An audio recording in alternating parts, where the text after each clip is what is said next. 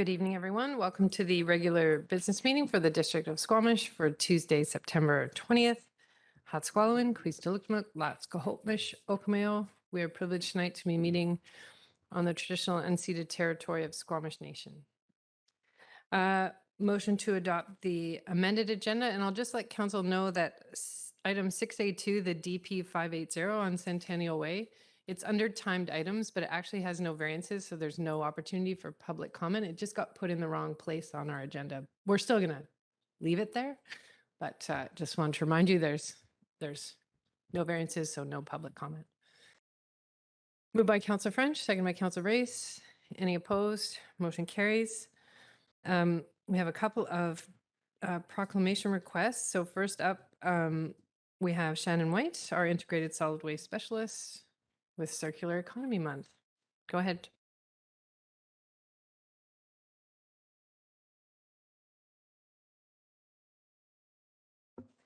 Apologies. I always forget that. Good evening, Mayor and Council. My name is Shannon White. I'm the Integrated Solid Waste Specialist with the District of Squamish. I'm here with my colleague Laura to talk about Proclamation for Circular Economy. With that, I'd like to pass it on. I'd also like to mention she just started in this role on Monday last week, so we're throwing her in the fire right away. Thank you, Shannon. Good evening, Mayor and Council. My name is Laura Wittenzellner, and I'm the new Outreach Sustainability Coordinator. I just started last week, and I came from the Economic Development Department, and I'm very excited in this new role and to be here. We're here today for Council to approve the following resolution, that October 2022 be proclaimed as Circular Economy Month in the District of Squamish. The district has participated in and supported the annual Waste Reduction Week for many years, which usually takes place in the third week of October. Waste reduction is also a core priority for the district sustainability team. With a universal shift towards supporting a circular economy and an increased need to educate residents on this model of consumption, 1 week is no longer sufficient.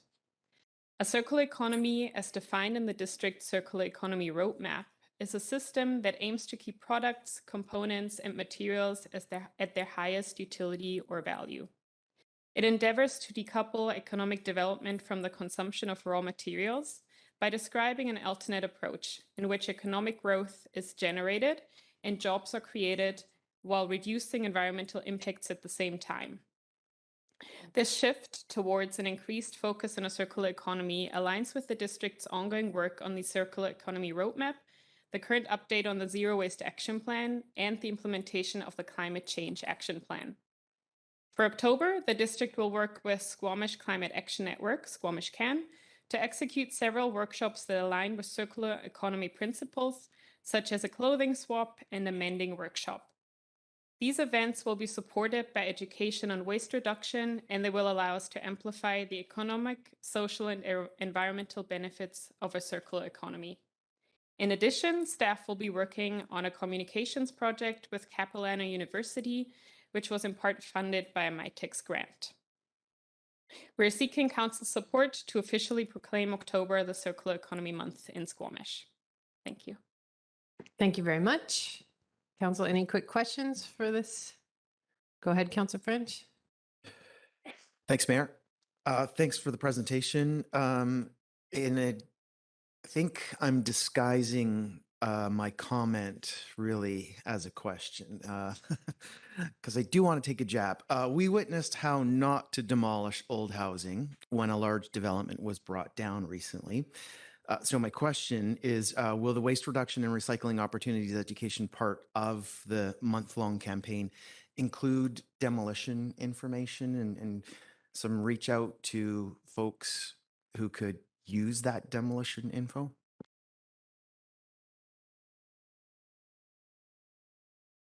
Thank you, through the chair. That is an excellent suggestion. We haven't developed the campaign at this moment, but we will definitely look into that, as well as how we can better work with contractors who are doing demolitions. Awesome. Thank you. Not seeing anything else. Can you say your last name again for me? Because now I'm going to have to learn in the last few weeks of my term how to say it. Yeah, with pleasure. It's Witten-Zellner. Witten Zellner. Yeah. Thank you, Ms. Witten Zellner. Any other questions for our staff? Does someone want to move? It was moved by Councillor Herford, seconded by Councillor Anderson. Any further comments? Councillor Anderson, then Councillor Pettengill. Just briefly, how appropriate it is that Waste Reduction Week has been renamed Circular Economy Month, and those two terms.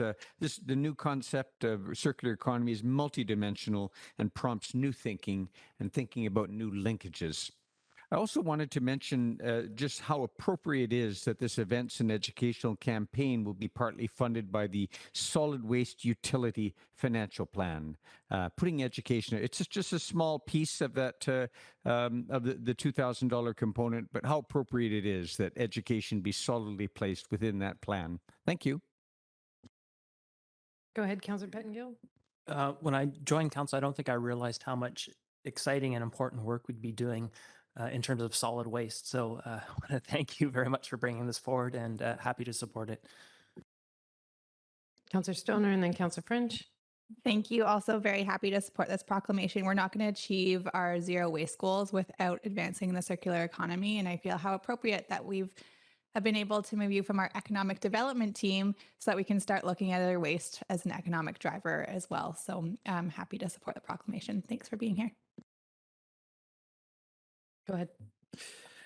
Thanks, Mayor. And speaking in favor of the motion, I want to take an opportunity to point out that there are a few businesses in town that are very successful in the circular economy, and some companies that are doing an excellent job of repurposing materials that are being found in demolition scenarios. So just a couple of quick examples off the top of my head: Pearls Value and Vintage, Random, Squamish Rebuild, and everybody that was involved in the demolition of the Squamish Fire Hall #1. So in supporting this motion, I want to acknowledge all those in the community who are already on top of the circular economy. Thank you, staff. I used to challenge my colleagues for Waste Reduction Week, and now I'm really challenged to figure out how I can challenge them in a circular environment. So I'll have to keep thinking about that. But thank you for bringing this forward. I'll call the question. Any opposed? Motion carries unanimously. Thank you for coming.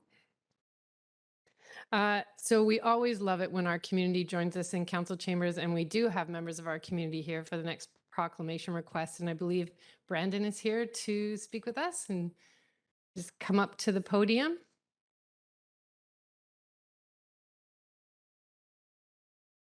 And the microphone is on for your presentation, Brandon. So just introduce yourself and go ahead. Yeah. Hi, everyone. My name is Brandon Landry. I was born in New Westminster, BC. I am 29 years old, and I have been living in Squamish since 3 years old. I live in downtown Squamish with my dad. I come to Sea to Sky Community Services and get to meet all my friends, and we do a lot of fun things with my group in the community living program. I also work at Home Depot part-time, and I have been with them for over 9 years since 2013. My favorite things to do in Squamish is going on the trails, biking, shopping, long rides, checking out the history of Squamish, and visiting at the gondola and at the Railway Heritage Park. I love living in Squamish, BC because the coastal mountains are so beautiful.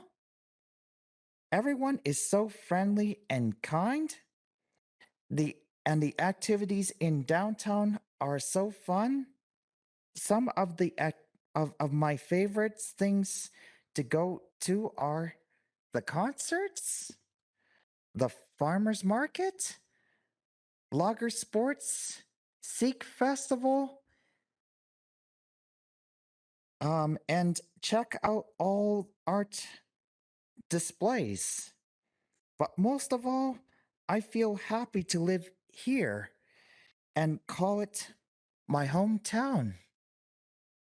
Thank you for inviting me today.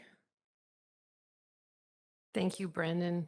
I don't know if you felt nervous about your presentation tonight, but you did really well and you sounded very confident. And Brandon's here asking us to declare October as Community Inclusion Month. So, Council, do you have any questions for Brandon? Or comments? Should we put the motion on the floor?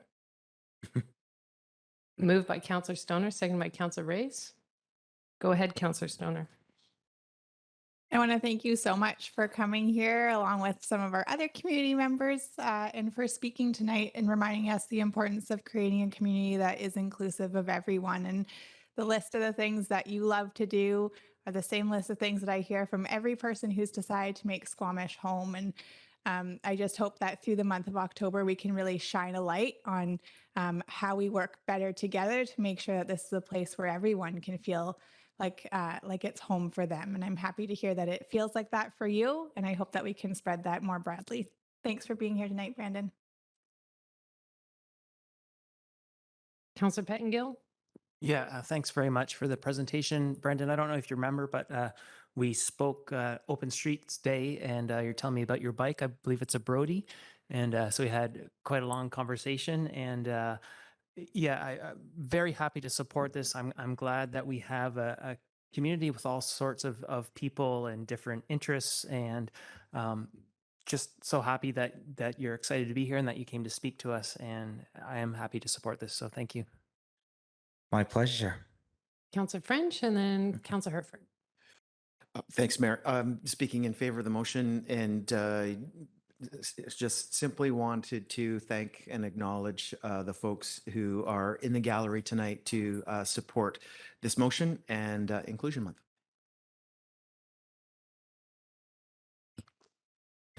Thank you so much for coming to speak with us. I know this room can be intimidating, but we're all very, very happy that you came in and presented and told your stories of Squamish. And that's how I feel about Squamish. I really like, it's great that that perspective is shared amongst us all in the community. I see you've had part of your group has been filming. We also have been recording this as well, and it'll be posted online, so you can refer to that as well, which might be a better angle from where from where you are. I'm supportive of this motion. This proclamation request came with a wonderful document with some very poignant whereas clauses, and I really appreciate that as well from a procedural standpoint. It's a very powerful proclamation, and I'm happy to support it. And thank you again for speaking here today. You're welcome. Councillor Reyes. Thank you, Brandon. I just want to sort of join my colleagues in thanking you for coming here tonight. I will say, however, you're seeing them on really good behavior. They're not always as nice as this. Because me and my dad, we used to hang around, just goof around in my house. So you understand what I have to go up But with I sometimes. guess all of you workers, I think you're doing wonderful.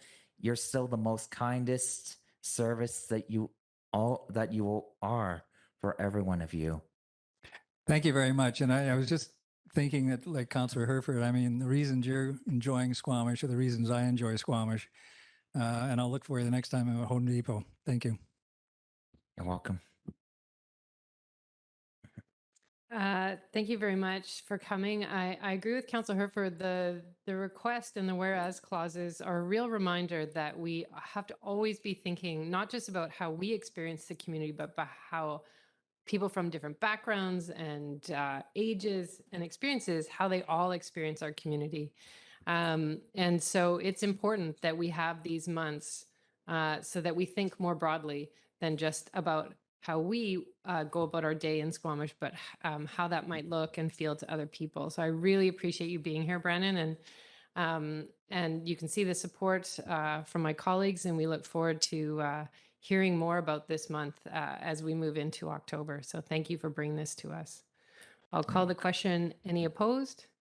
Motion carries unanimously. Thank you so much all for coming. It's really great to have people from our community in Municipal Hall. It certainly doesn't happen every Tuesday, and we really enjoy it when people do come and share their time with us. Thank you. Thank you.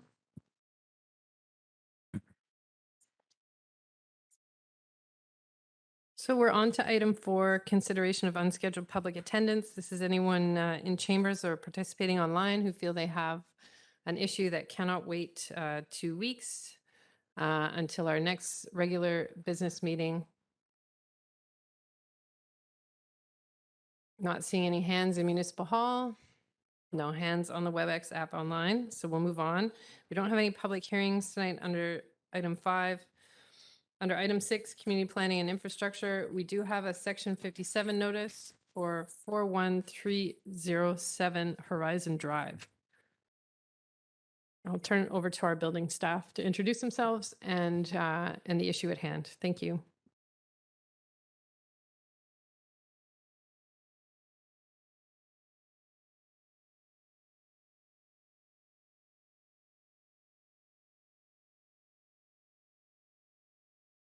Thank you, Mayor and Council. My name is Harshan Dhaliwal, and I am a building official for the Building Department District of Squamish.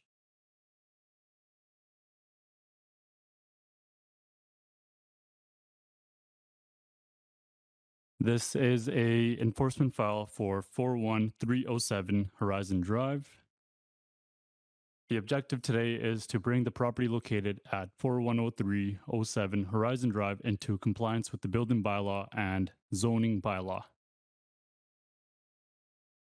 The non-compliant home located at 41307 Horizon Drive is a new home, and it received occupancy approval in April 2020. In January of 2022, the building department received a building permit application to obtain approval for an existing deck.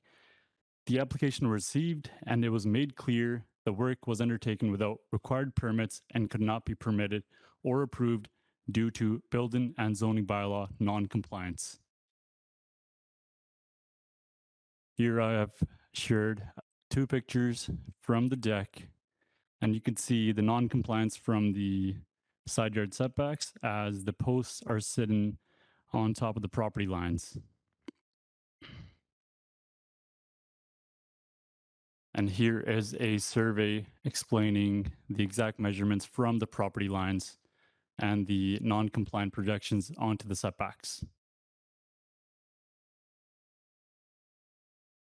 We have been in contact with the owner throughout the course of action, and the owner has raised no objections. There is a plan to put the deck back into compliance, and the owner also has stated they will not be attending council during consideration of a Section 57 request. We have 2 motions to put forward tonight. The first motion is that council instructs the corporate officer to file a building bylaw and BC Building Code contravention notice, and second notice being respecting the same property is that council instructs the corporate officer in their discretion to commence legal action should compliance not be achieved within 3 months from September 2022. Thank you. Thank you, Mr. Dhaliwal. Council, any questions for our building staff on this file?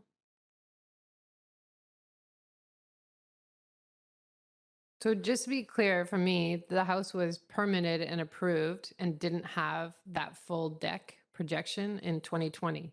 Yes, the approved file was compliant. There was no non-compliance issues when it received occupancy.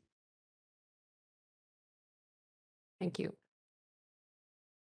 The homeowner isn't here, so no presentation from them. So council, it's really up to you to deliberate. So if there's no further questions, then we can move forward to motion. Councillor French, I'll move the staff recommendation. seconded by Councillor Race. Any comments? Councillor Race? Thank you. And this is one of those instances, it's a 2-part motion. And the first is to give notice to the public by filing in the Land Title Office. And I support that aspect because that gives any unsuspecting purchaser or financing institution notice that there is an issue with that home. The second aspect gives staff the ability to commence an injunctive proceeding if this is not remedied. It states 3 months there, but I know our staff in past have been lenient with that if work is progressing. And so I would hope that it will not be necessary to take that step. But nevertheless, I think there are no mitigating factors here for me. I think it is necessary to pass that portion of the resolution as well. Thank you, Councillor Race. Any further comments? Call the question. Any opposed? Motion carries. Thank you very much.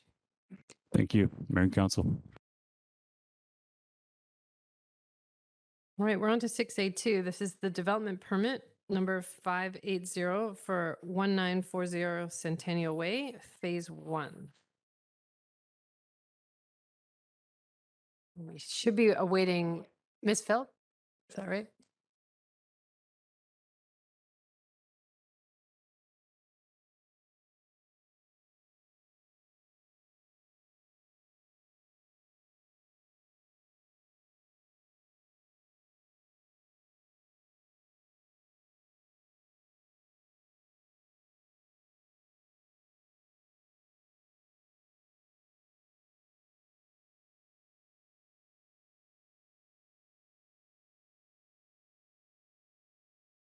I'll just get my presentation started.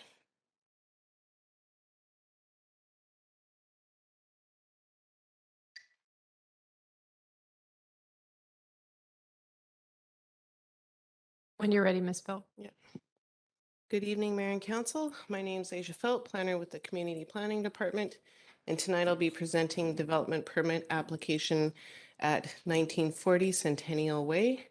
This is the first phase of a 3-phase development for the property. So there's an aerial overview of the site shown in the bottom left here. The property is a hooked parcel with lands on either side of Centennial Way, just east of Loggers Lane and Centennial Way intersection, close to Brennan Park. The Phase 1 development site is shown here in relation to the other 2 phases. The property underwent a comprehensive rezoning process from 2017 to 2021. A comprehensive development zone, CD90, was adopted in July 2021, and this outlined the 3-phase plan for mixed-use development. The site falls within Development Permit Area 3. This triggers the form and character DP application brought to Council tonight. A voluntary community amenity contribution package was secured via a land development agreement as part of the previous rezoning process. For Phase 1, the applicant must provide $45,000 cash in lieu. They must build 22 affordable rental units, 58 market rental units, provide 8 of these units built to adaptable building code standards, and build a child care facility to accommodate a minimum of 25 children. The required eagle perch tree mitigation plan will be addressed through a separate delegated environmental DPA 1. The site plan for Phase 1 is shown here. There's 3 buildings that are proposed on top of a partially sunken parkade. The parkade services the residential building number 1 and the office building number 3. There's also a small surface parking lot adjacent to Centennial Way that serves the light industrial building 2. There's a central common open space that runs between all of the buildings, and there's pedestrian connections throughout the site to allow a high level of permeability, both internally and connecting to Centennial Way and the other phases of the development.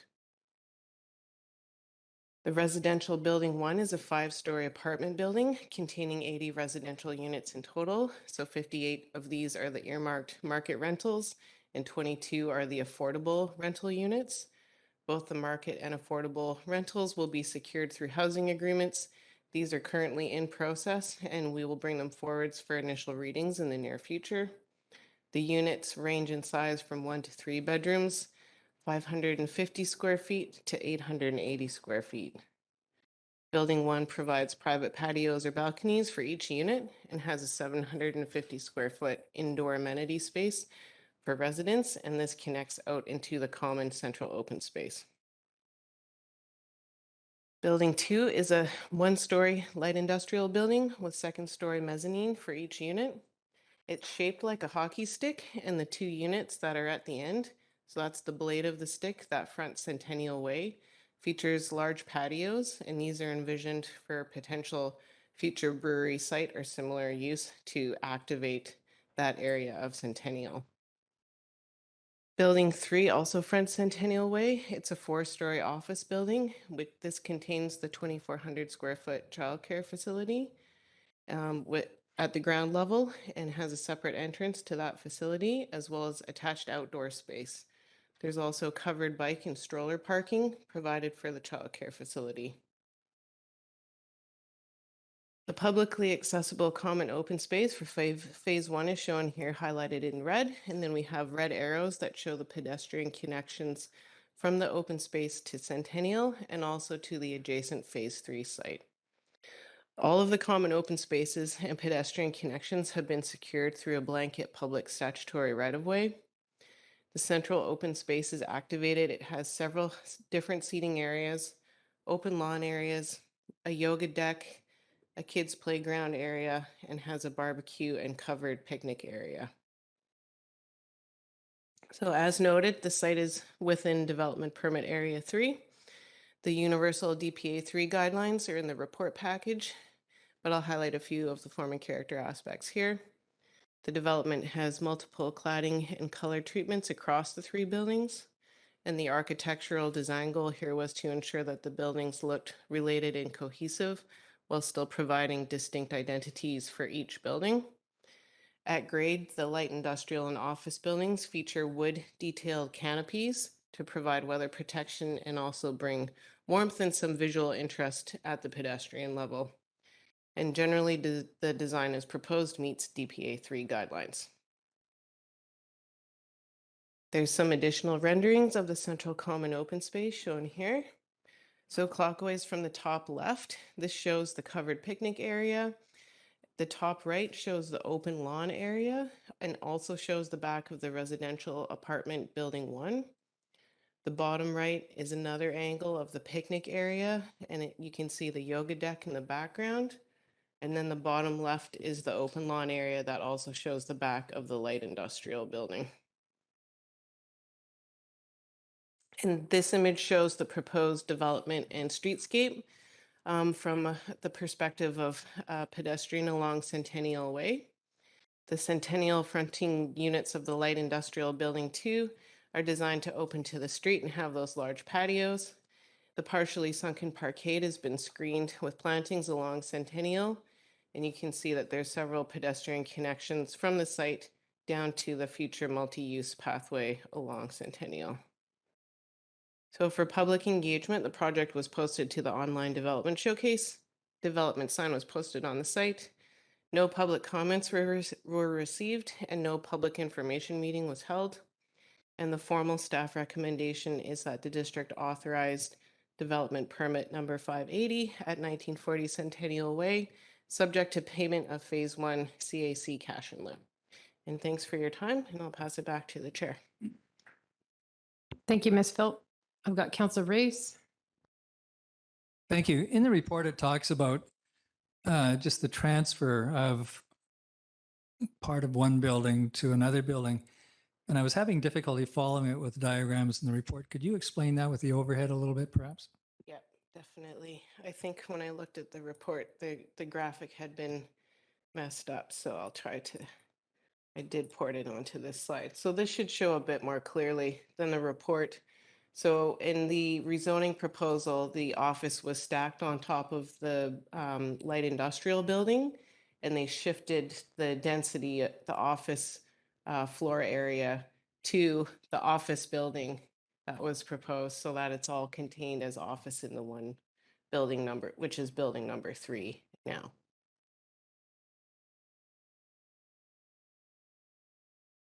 So it went from the building that was closest to Centennial and basically moved back to building number 3 just in behind it?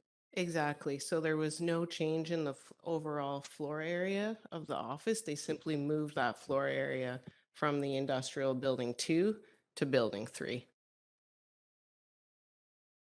Councillor Pettengill. Then Councillor Herford and then Stoner. Yeah, I have two questions now. In the graphics, they're moving 2 floors to 1 floor, it looks like. So I'm just wondering, like, are these to scale or can, just wondering if you can explain that.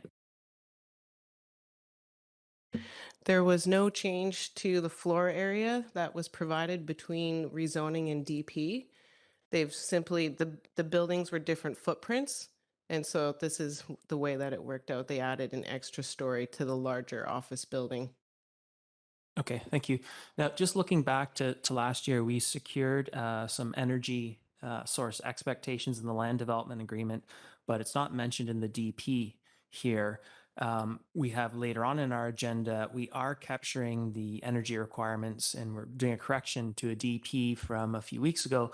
So I'm wondering why we are not, maybe it's reiterating or securing those energy requirements as part of this DP.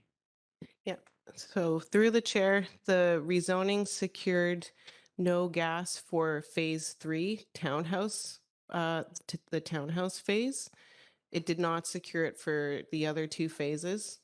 There was no variances associated with this development permit, and so there was no ability for staff to request that the applicant consider extending that no gas commitment.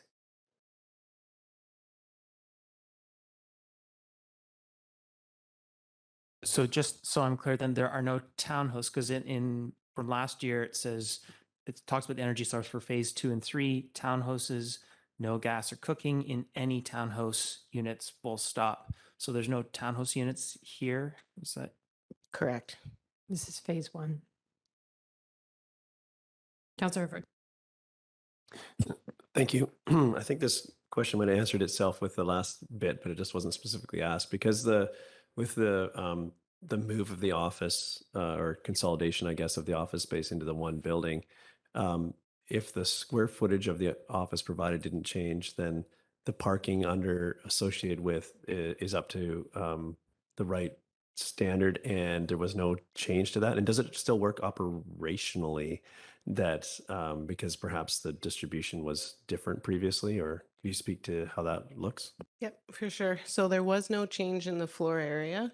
There was a parking variance that was done through the CD zoning process, but the parking that was committed to by the developer through the rezoning has been provided through to the development permit, and it services the office building and is adequate as determined through that rezoning process. Councillor Stoner. Thank you. Through the chair, in some of the renderings, when it's looking at the east elevation, I'm looking at page 52 of 73 in the rendering package. It doesn't look like there's an accessible access to the courtyard. So there's just stairs to both buildings. I'm just wondering if staff can speak to the accessibility from the east elevation.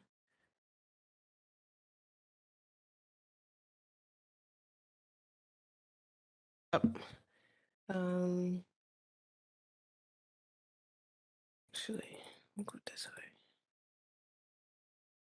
So just to clarify, on the east side, that's where the mouse is circling here. That's what you mean? Yeah. So through the chair, there is no accessibility down off the east side, although in theory somebody could go from the courtyard through the side of building 2 and come out in towards the surface parking lot and then come down through there. The main accessibility point is off of Centennial, and that's due to the grade changes and the tight constraints of the site. There was limited accessibility options, unfortunately, on this one. So it exists, but it's not convenient on the east side. There was no workaround there, just requirement for folks to take the long way. Yeah, the site is so constrained. And given that the layout was sort of locked in through the rezoning process, there was very little room to wiggle in any additional ramping for accessibility. All right, I will mull on that for a little bit. My other question was around lighting in the public plaza. So I was looking through the landscape design, and it does look like there is some lighting, but not necessarily through the public kind of courtyard area. And so I'm just wondering if you can speak to that, if that's something that we've double checked. Yeah, through the chair, there is a lighting plan that was included in the DP package, but I can't speak to the detailed amount of coverage other than that they have to install. There's bollards installed, but typically there's an electrical engineering plan that comes at servicing agreement that shows the actual coverage of that lighting, and we don't normally require that at time of development permit. Okay, something to keep in mind because it didn't look like it was adequate when I was looking at the design. And then finally, also this might not be a DP item, but so many of the renderings show multiple road users intermingled, including kids walking across in front of vehicles. And so I'm just wondering how we manage the traffic calming on the roads and when we assess that. Yeah. Do you mean the internal strata roads or Centennial or both?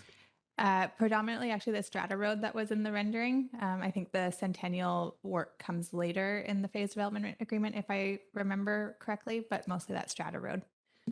Yeah. So to clarify through the chair, the Centennial work is coming in later stages, and it will include a crosswalk that connects from this phase 1 to the phase 2 across Centennial. That location is to be determined. We want to see what phase 2 looks like in detail before we commit to the crosswalk location. Internally, again, it will be when the phase 3 strata, the townhouse strata comes forwards, that will probably secure the internal pedestrian crosswalks. There are some shown on the site plans, and I think those will be subject to change until we know what phase 3 looks like. It's challenging to determine where things go in the first phase when we don't know what the other two look like yet. That's everyone on my list. Are there any other questions? Councillor Herford?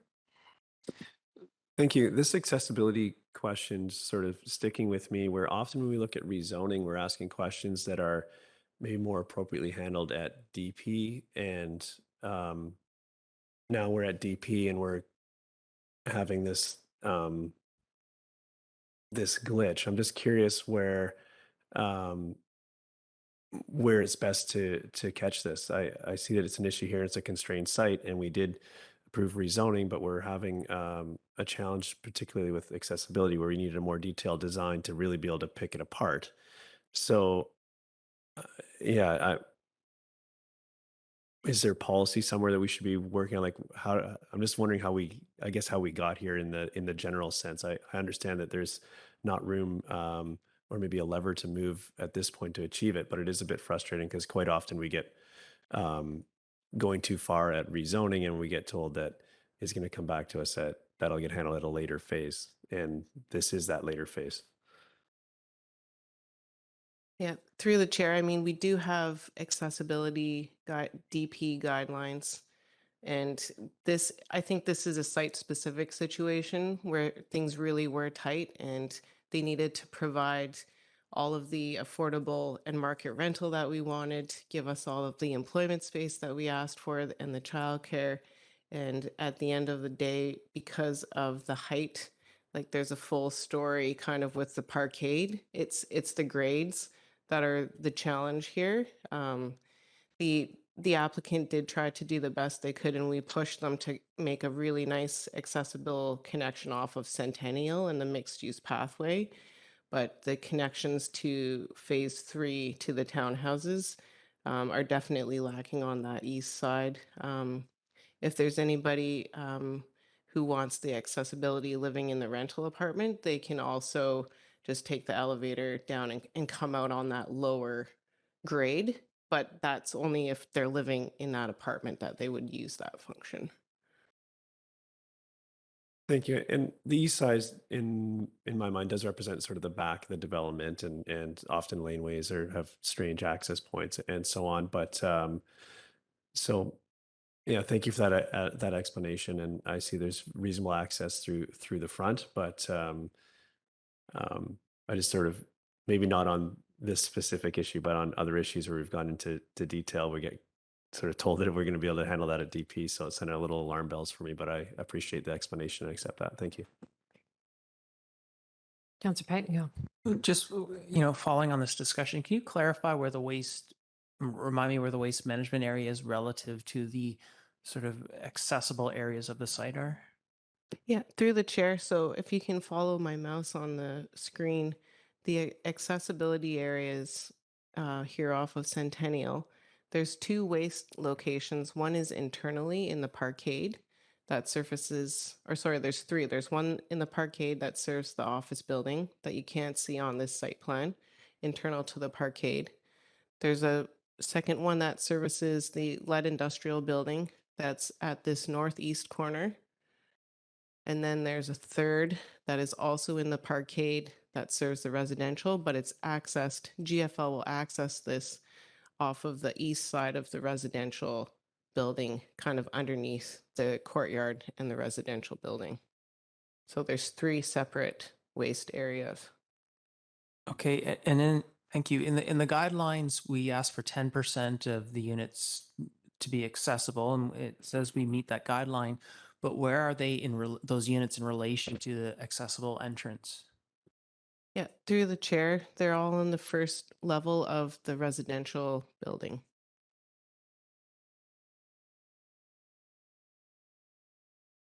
And through parking garages or something? Like, what is how difficult is it to get to those accessible units? The accessible units are at the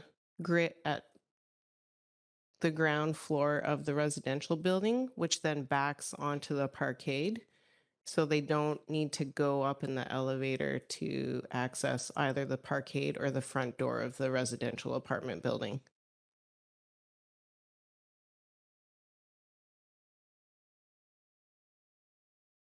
All right, I'm not seeing any further questions. So the staff recommendation is to authorize the development permit. Councillor Race, you're moving that. Seconded by Councillor French. Go ahead, Councillor Race. Thank you. And this was an extensive rezoning process. I remember that. And I'm actually quite pleased with this. And the part that really appealed to me was the open spaces and pedestrian areas and that separation of buildings. And for me, that was one of the most attractive parts of it. So I'm happy to support this. Councillor Anderson. Thank you. I'm also will be supporting the recommendation. I believe these are attractive buildings and that the proposed solutions are acceptable and workable. However, I'd like to make a comment relating to form and character. I note in the October 21st minutes of the advisory design panel when they first reviewed the project, it's recorded in the minutes, I'll quote, comments regarding color palette selected. Now, I don't know, I haven't probed into the videotape recording of that meeting to see what specifically the discussion was around color palette, but I'm going to refer to building number 3. It seems to me that we have quite a number of buildings around town, and in particular in the downtown, that share the same color palette. And if I know that we may be undertaking a review of DPA 3 guidelines or aspects of them, I would suggest that if this were on site 1 of the overall project, which has a more prominent location in the neighborhood traffic patterns, that we would give more, perhaps encourage more focus or a fresh focus on color palette. I think that the sameness of the color palette being implemented in new developments around town is something that we should be having a discussion about when time comes for that review. But given the location of this and the overall what has been achieved in this development, I'm quite happy with what it is. It's just kind of a note for the future, and I would have brought it up more vigorously if it were on site 1, right out in the open on at the intersection. Thank you. Councillor Herford. Thank you. I'll be supporting this. I think this This project brings much needed employment space. That office facility is something that our community really needs, that capacity. A further expansion of light industrial, as well as the affordable units and the daycare. It ticks a lot of boxes for me, and it's done in a way that does have a lot of open space throughout, and I think it's very, very thoughtful. And I'm happy to see that this is the opening move or opening phase of this development. So I'll be supporting. Thank you. Anybody else? Councillor Pettingill? Yeah, I will be supporting this. I think for me, it does raise, I guess it's feedback for our DPA review process that maybe accessibility is an area that does need some more attention. I know that topic did get attention at the ADP, and it's hard sort of at the last minute to really understand and dig into all the details. So I have to have some trust in our ADP experts and process, but it does strike me as an area that we might want to consider. Broken record, raised a million times. We have other developers figuring out how to use cleaner energy sources and safer energy sources. But our policy around this area supports what is proposed. I just wish that more developers would live up to the challenge. But I don't have a strong policy ability at this point, I think, to reject this. And I am pleased this is not right on a pipeline, so it makes it a little easier to support. So yeah, I'll leave my comments there. Thank you. Not seeing any other hands. As Councillor Ray said, I was part of the beginning of this rezoning process, so it's nice to see this DP come forward. Really pleased with the attention to how it relates to the street on Centennial Way with that industrial building. I think it was really smart to move the office over to the office/daycare building. That makes an abundant sense to me and avoids conflicts with what might be in the light industrial zone as well. So it looks like the site design has really honored that need for pedestrian connectivity and also enhanced the public realm for everybody who is on that phase one. So I think it's a good indication of the direction and the quality that we want to see phase 2 and 3 go forward. So with that, I'll call the question. Any opposed? Motion carries unanimously. Thanks, Ms. Bell. Another file to tick off your list.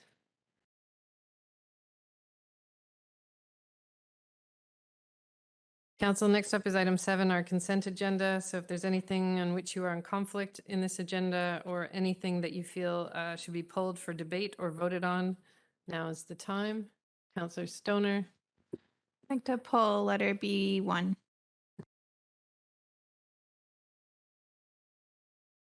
Councillor Anderson. Correspondence item B1, please. For pulling out. Councillor Stoner needs to speak louder. That's what she just pulled. Excuse me, thank you. You can both speak to it. Anything else? Okay. So does someone want to move the rest of the consent agenda? Councillor French moves that, seconded by Councillor Race. Any opposed? Motion carries. We'll deal with your items later in the agenda. Under item 8, recommendation from Committee of the Whole on September 12th that the District Council repeal the permissive tax exemption policy from 2009 and approve the permissive tax exemption policy 2022 as presented on September 12th at Committee of the Whole. Moved by Councillor Hertford, seconded by me. Any comments? Councillor Hertford. Thank you.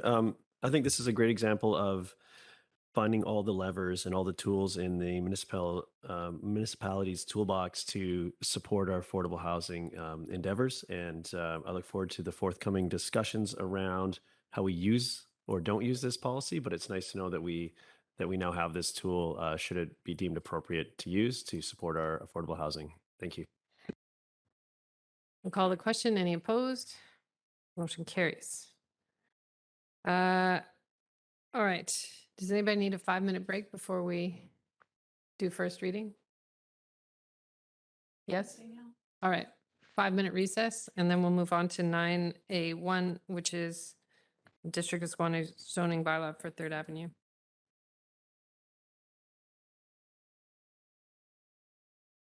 All right, we're back in our regular business meeting. We're on item 9A1, District of Squamish zoning bylaw, amendment bylaw for 38029 and 38045 3rd Avenue.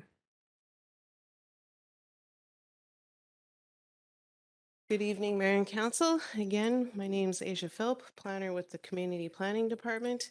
And tonight I am presenting 2 rezoning applications for consideration of first reading.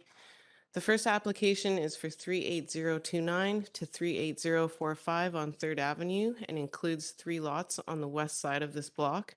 The second application is for 38028 to 38062 3rd Avenue and consists of 5 lots on the east side of the block, directly opposite from the 3-lot rezoning.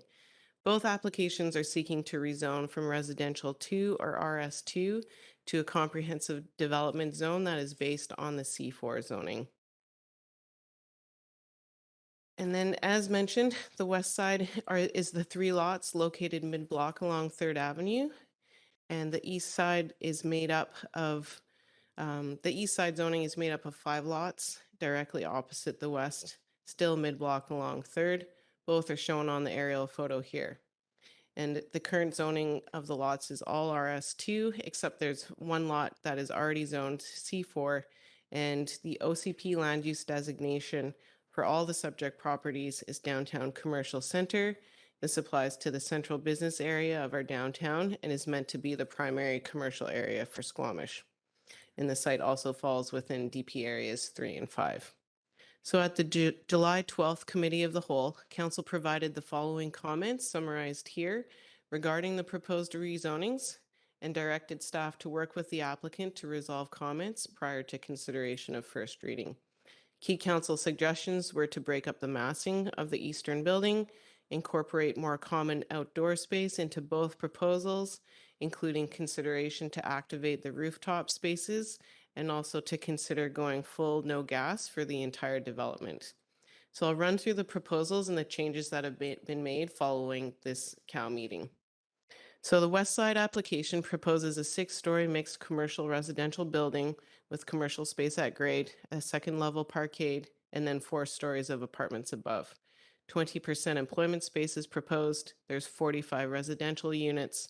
The proposed floor area ratio is 2.92. The parking meets the zoning bylaw requirements, with up to 12 commercial spaces proposed to be bought out via cash in lieu. Currently, they're proposing to buy out 10 spaces. The following changes have been made to the west side proposal since receiving council feedback. The applicants provided a 3-meter setback along the northern lot boundary to provide a functional mid-block pedestrian cut-through from 3rd Avenue to the lane. They've increased the number of 3-bedroom units up to 20% to meet our OCP policy. They've added common usable open space to level 3 as well as the building's rooftop in order to meet the minimum 15% in our zoning bylaw requirements. They've added a green roof to the remainder of the rooftop, and they've also slightly pulled back the upper story massing along the southern lot boundary, as well as the northwest and northeast corners. Ms. Philp, can you just, for the public's benefit, explain why we don't usually do 2 rezonings together? And I think for the public, you should explain why we're doing it this way. We're going to vote on them separately, but you're presenting them together. Yes, through the chair, happy to do so. So the rezoning applications were submitted fairly close together from the same applicant team and are proposing very similar comprehensive development zones and similar development proposals. And so for efficiency purposes and to provide a more complete view of what the streetscape and what that 3rd Avenue block will look like, we've combined the 2 of them in the presentation so far to facilitate that more comprehensive understanding of what's going on in that block. Okay, I'll keep going and I'll start on the east side proposal. So this is again similar, but a larger 6-story mixed use commercial residential buildings. It contains commercial floor area on the first story, a parkade on the second story, and 4 stories of apartments above. They're also doing 20% employment space. 78 residential units are proposed. And again, the parking meets our zoning bylaw requirements, and the applicant is currently proposing to buy out 12 parking spaces. So the following changes have been made to this east side proposal following council feedback. They've also provided a 3-meter setback along the northern lot boundary, again for the mid-block pedestrian cut-through to connect 3rd Ave to the rear lane. They've redesigned the front facade to break up the building massing along 3rd Avenue. They've also added common usable open space both to level 3 and again the building's rooftop. And they've also added green roof for the remainder of the rooftop. These applications trigger the district's community amenity contribution policy. The West Side applications CAC is summarized here. There have been no changes that have been made since the July 12th COW meeting. The applicant is proposing an increased CAC cash in lieu rate from the policy target of $15 per square foot up to $21 per square foot of new for sale gross floor area. And moving on to the east side, again, no changes have been made to the community amenity contribution for the east side application. However, the applicant is proposing a new commitment to full no gas covenants for both the entire west and east side buildings. This includes the commercial space as well as the residential portions. And on this east side, the applicant is proposing 5% of the new for sale residential gross floor area to be provided as fee simple residential floor area to be given to a local nonprofit housing provider in order for them to own and operate it. And this would be a maximum floor area donation of 3,600 square feet. So public engagement followed district policy with the rezoning applications posted to the district's development showcase, development sign posted at each site. A public information meeting was held July 14th at the sanctuary at Centerpoint, and about 6 members of the public attended. And we've received 2 public comments specifically for the east side application to date. So staff are recommending that District of Squamish Amendment Bylaw 2879, as well as Amendment Bylaw 2884, both be given first reading, and that council directs staff to work with the applicant to resolve any council comments prior to bringing this back for consideration of second reading. And I'll pass it back to the chair. Thanks very much. Just to follow up my earlier question, the CACs are separate from each other. So you Correct. can vote for one and not the other, but we still have secured the CACs for each part of this rezoning. Correct. And any comment that you want to keep separate, just say this is for the west side only or the east side or for both. We'll keep track. Thank you. Council. Councilor Patton-Gill. Thanks. Pleased to hear about the movement towards the no gas covenants. And I was concerned when I first read the report because I don't see that in the report or the bylaws. So did I just miss that, or am I misunderstanding maybe once again where we capture that? Through the chair, it's in the staff report, but it will likely be captured in later readings in the staff recommendation along with any other requirements or conditions of rezoning adoption. And sorry, can you point me to where that is in the staff report? I saw it listed in our comments, but not in terms of the responses. Yep, through the chair. So I'm just looking for it.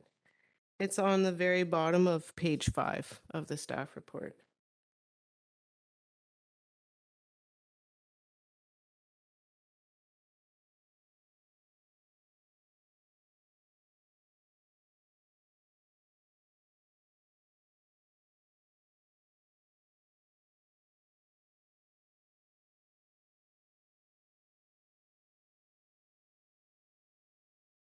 Do you have an amended?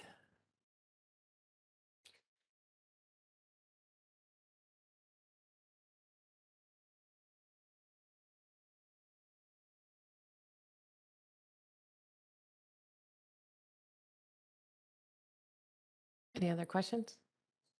Councillor Herford?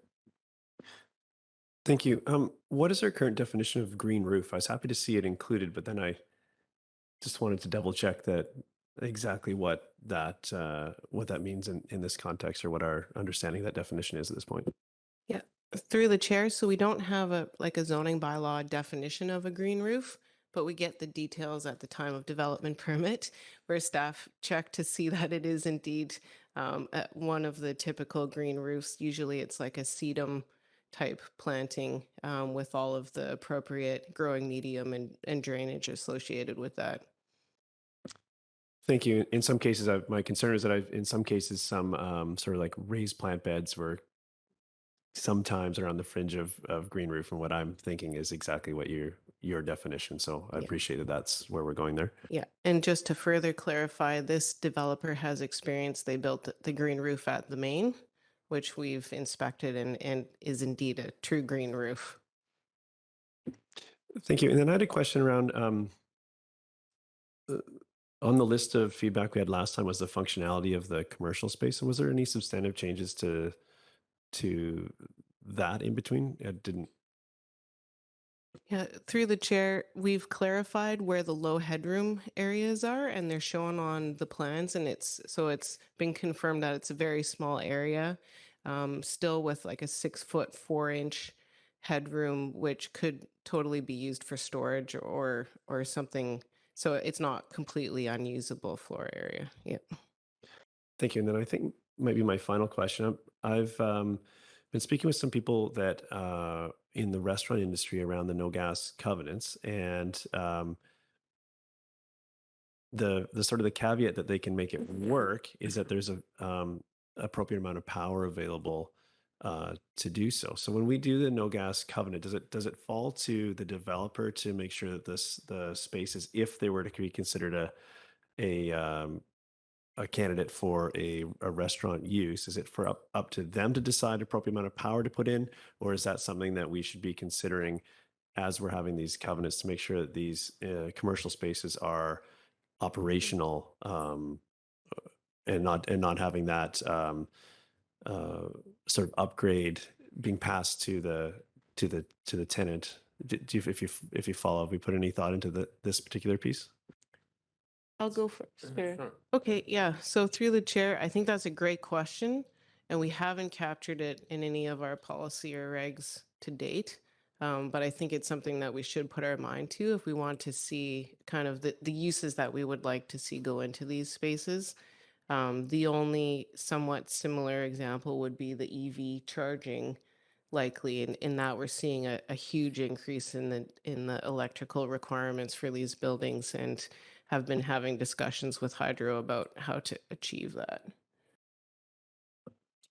Through email, the only thing I would add is probably the best way to do something like that would be to secure some space that could only be used as a restaurant in a building that has a no gas covenant, rather than try and meddle with the amount of electricity, at this stage. Once the building is built and the power supply is established, I think it would be extremely expensive to upgrade that. But because of the electric vehicle charging requirements already, which require you to prep for 100% of the building, I think the power supply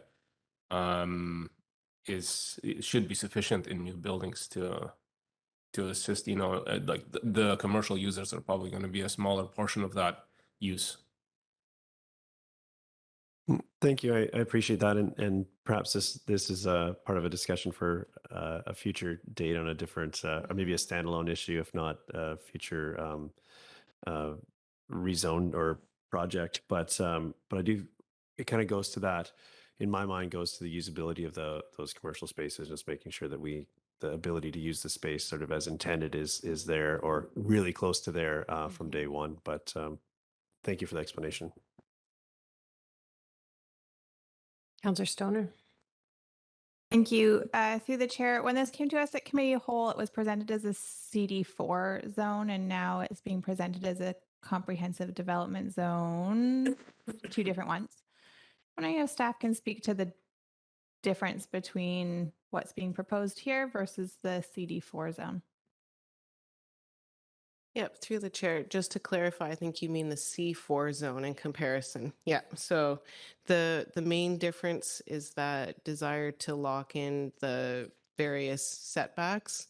The C4 zone has very wide open setback requirements, kind of almost nothing, lot line to lot line. And so in order to ensure that we have the Third Avenue active transportation, the upper story stepping back, we primarily wanted to go with a CD zone to lock that in. But we've also included requirements for 10% adaptable units and 20% 3-bedroom units within the zone, which is also not included in the C4 zone. Okay, thank you for that clarification. And then this area, along with the rest of Third Avenue, as we look down that way, is downtown commercial center in the land use plan for the OCP, which speaks to primary land uses being commercial mixed use and commercial.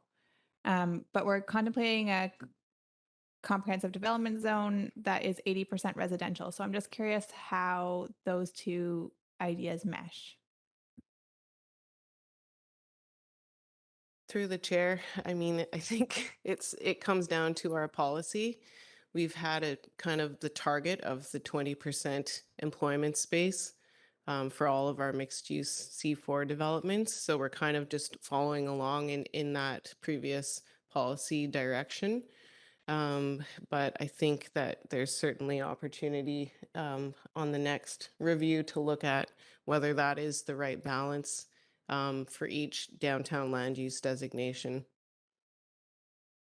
Guess my follow up to that is like, do we envision that all the area that's in the downtown commercial center would be mixed use, or can something come forward as commercial only? And how do we kind of envision that building out through that area that's included in the OCP as downtown commercial center? Through you, Mayor, I think that that's a great point, and that is a project that we're looking at in the future. I think it will, for 100% commercial projects to come forward, it will take some zoning intervention on the district's behalf first. Just because the land values right now are being dictated by the mixed use model. So I think that when we revisit the C4 zone, that will be the time to look for areas or specific sites where it has to be 100% commercial zoning in place. But the majority of these lots are currently zoned RS2, so no commercial, no mixed use. That's correct, yes. So how is that affecting the land values in the statement that you just previously made? It's the designation in our official community plan, which designates it all. This area is the same as what this predominantly C4 area is. Thank you. And looking at the architectural drawings, both buildings suggest that there's car share. And I'm just wondering if that has actually been secured. Through the chair, there's been no proposal for car share from the applicant included in either application. The drawings, one says 4 moto cars and the other says 8 moto cars. I'm not familiar with the plans. I don't know if we're getting them confused or if I haven't seen. Oh, motorcycle parking, maybe. Okay, I'll go back and look, Yeah, but it's okay. like right in the middle of the parkade. So I'll go back and look. Yeah. We're doing our viewscape study right now. Does that include Third Avenue? Like how far back are we into the neighborhood are we doing viewscape studies from? Through the chair, I'm not sure how far back we're going with our internal viewscape project, but this applicant has provided the viewscape analysis for all of the major kind of landmark locations that are also included in the staff internal review. So we do have that viewscape analysis that we've completed already. So in going to 6 stories, I also note that it excludes rooftop amenities as well as rooftop HVAC units or elevator. So when we ask people to do the viewscape studies, and I know before the applicant didn't have, they weren't using the rooftop as an amenity, but are we doing it from 6 stories in height or 6.5 or 7, depending on how tall these things get? Yeah, through the chair. So the original analysis was done just based on the 6 stories without any addition of the rooftop amenity. Staff will make sure during the development permit review that whatever final design that comes forward, there's additional analysis, hopefully feeding into if we have a solid internal viewscape project that we finalize by that point, then the two can be reviewed against each other. Do we have minimum heights for the parkade entrance and ceilings that allows trucks? One of the problems we've had complaints about is people from the main who can't park in their parkade. Yeah, through the chair, I think in the most recent zoning omnibus, we did add minimum height requirements. So maybe Jonas can just check for that while we are going on to additional questions. All right. And then I guess I'm trying to figure out how these 2 buildings fit into the broader downtown sense of place. And in the OCP in 16.2, it says encourage a diverse mix of land uses that support living, working, playing, and learning downtown, including multi-unit residential, low, medium, and high density, commercial mixed use, arts and culture facilities, entertainment, places of worship. So given that we have this downtown commercial area that's stretching up 3rd, how do we make sure that we just don't end up with all these C4 like buildings on 4th, 5th, 6th, and that we're honoring this commitment to diverse land uses and we're not just making downtown a sea of 6-story buildings? Great question. So again, it goes back to our land use designation. These properties are sort of at the edge of that downtown commercial core, and then it's meant to transition to a different form of development, more housing. And that's where the expectation is to see a better mix and not just 6-story buildings. And in fact, we have had pre-application meetings, a number of them now, kind of deeper west into downtown, where we've sent people away with those comments that, do not expect to put another downtown special on 6th Avenue, for instance. Right. So we see as that moves west, we want to honor the fact that there will be a mix of single family, duplex, townhouse, maybe walk-up kind of apartments that we'll really want to honor that sort of missing middle housing the further west we go. Exactly. Yes. Okay, now I want to go look at the architectural drawings just so I have my question, but maybe you found something on the garage heights. So through the chair, we did add in the last omnibus that the minimum overhead clearance for garage entrances is 2.3 meters. And I believe our coworker Carrie Hamilton did a lot of research to make sure that that would include some of those larger trucks facilitating them getting into the parkades. Okay, and I just looked at the drawings again. So I think it is motorcycles. It says 42 cars, including 4 moto, counted twice. Short for motorcycle, Cycle. I'm pretty sure. Yeah. Okay. There has been no mention of car share from the applicant to staff. Okay, great. Council Pango. So the viewscape studies didn't include anything on the green roof, but were they not done when there was pitched roofs? Or were the viewscape studies done with a flat roof? Through the chair, the analysis was done with flat roofs, and there was some exploration with a pitch roof, but we've since moved away from that in order to achieve that open space and green roof combo.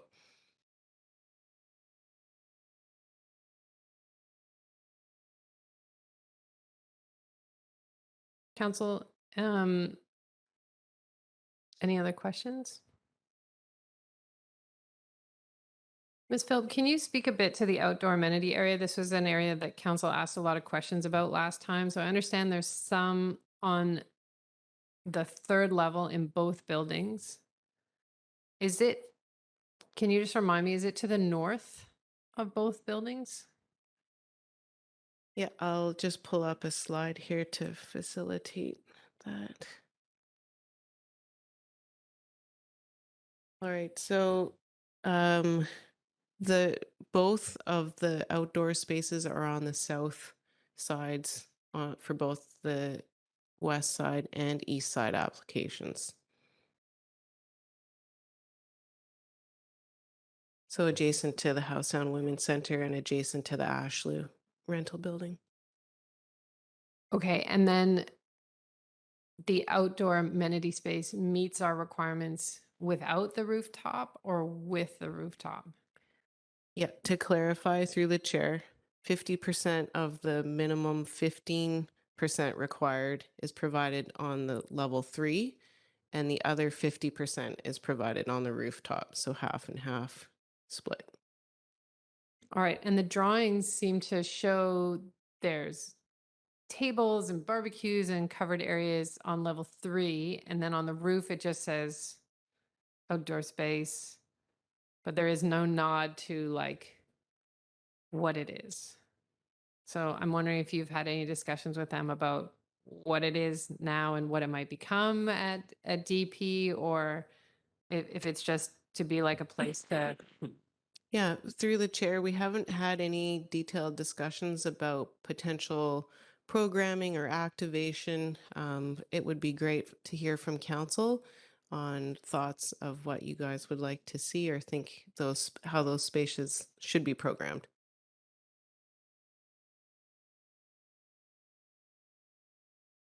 Councillor Pengill and then Councillor Herford. With the greater setbacks, will that, I guess, at the DP stage come with expectations around trees or greenery at the sidewalk level? Through the chair, there'll be the typical street tree plantings, and the design of Third Avenue is being worked on internally by the engineering department to facilitate the protected bike lane designs going down Third Ave. So there'll be boulevard and plantings associated with that. And that will be the primary landscaping for these projects. The footprint is large and the building is taking up most of it.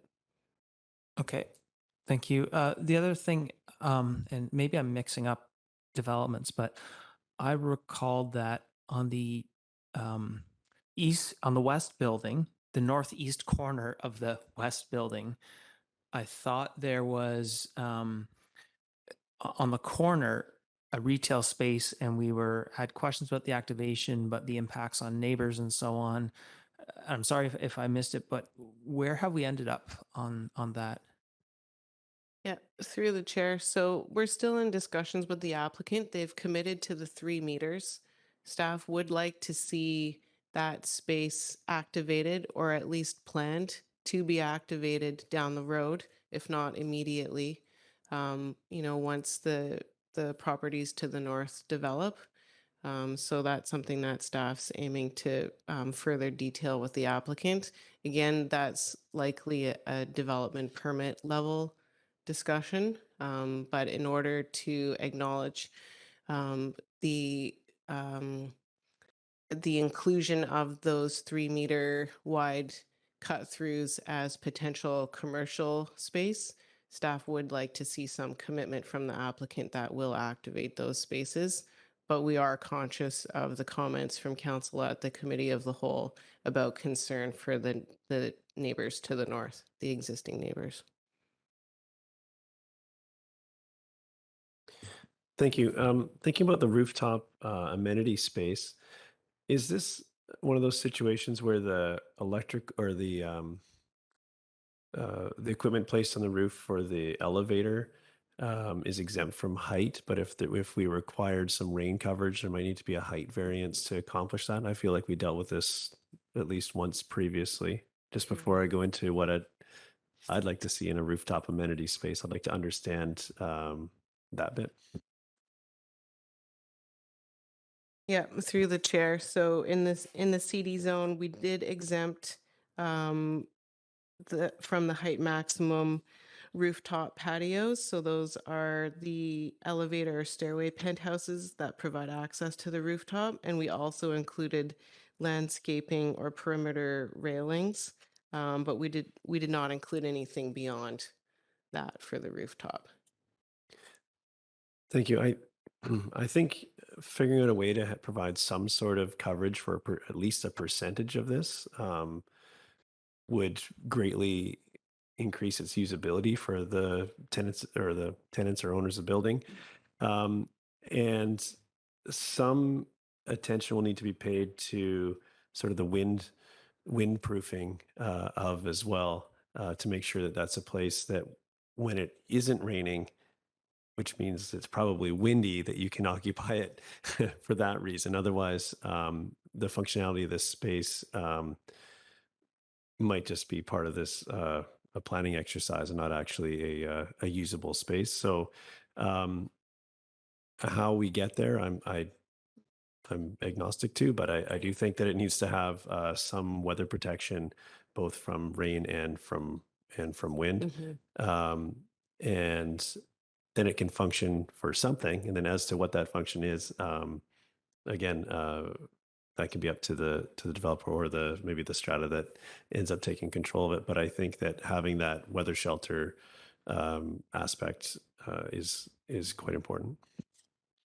Through the chair, just to quickly clarify, there's probably two ways we could do that. We could include it in the zoning now, and we could make that change before consideration of second reading. Or for the plaza at Junction Park, the former Pac West site, we actually did do a height variance at the time of development permit approval for the rooftop amenity to provide that weather protection. So my preference would be that we include it in the CD zone before second reading. Whether that's entirely covered or a percentage of doesn't matter to me, but that's my preference at this point. But I'm curious to get others. Councillor Race and then Councillor Stoner, and then I'll put myself on the list. Yeah, and I had similar comments. I remember the Solterra building, and we did have that discussion about not just railings, but some kind of shelter, plexiglass, or some design feature to shield people on the roof from the southerly winds, particularly southerly winds. I don't think anybody will want to be out there in a northerly wind. So, and the idea of an overhead coverage, I can understand the difficulty with that because it is a structure. We're not talking about canvas or anything like that typically, unless there's some way of really nailing it down for 4 months of the year or something like that. I guess if we are allowing a structure to come up for the stairwell, it would make sense to perhaps have it around there for some specified area, which would minimize the impact on views from other adjoining properties. That's my only comment I could make. And I'm happy to go with doing it now or doing it later, either way, whether it's zoning or DP. For me, I think we end up in the same place actually, but I'll leave it to staff to consider that. Councillor Stoner. Yeah, on the low headroom areas for the commercial space, confirmation that those are 6'4" ceiling height. Can we just confirm that that is a functional height for the proposed uses in the building? Yes.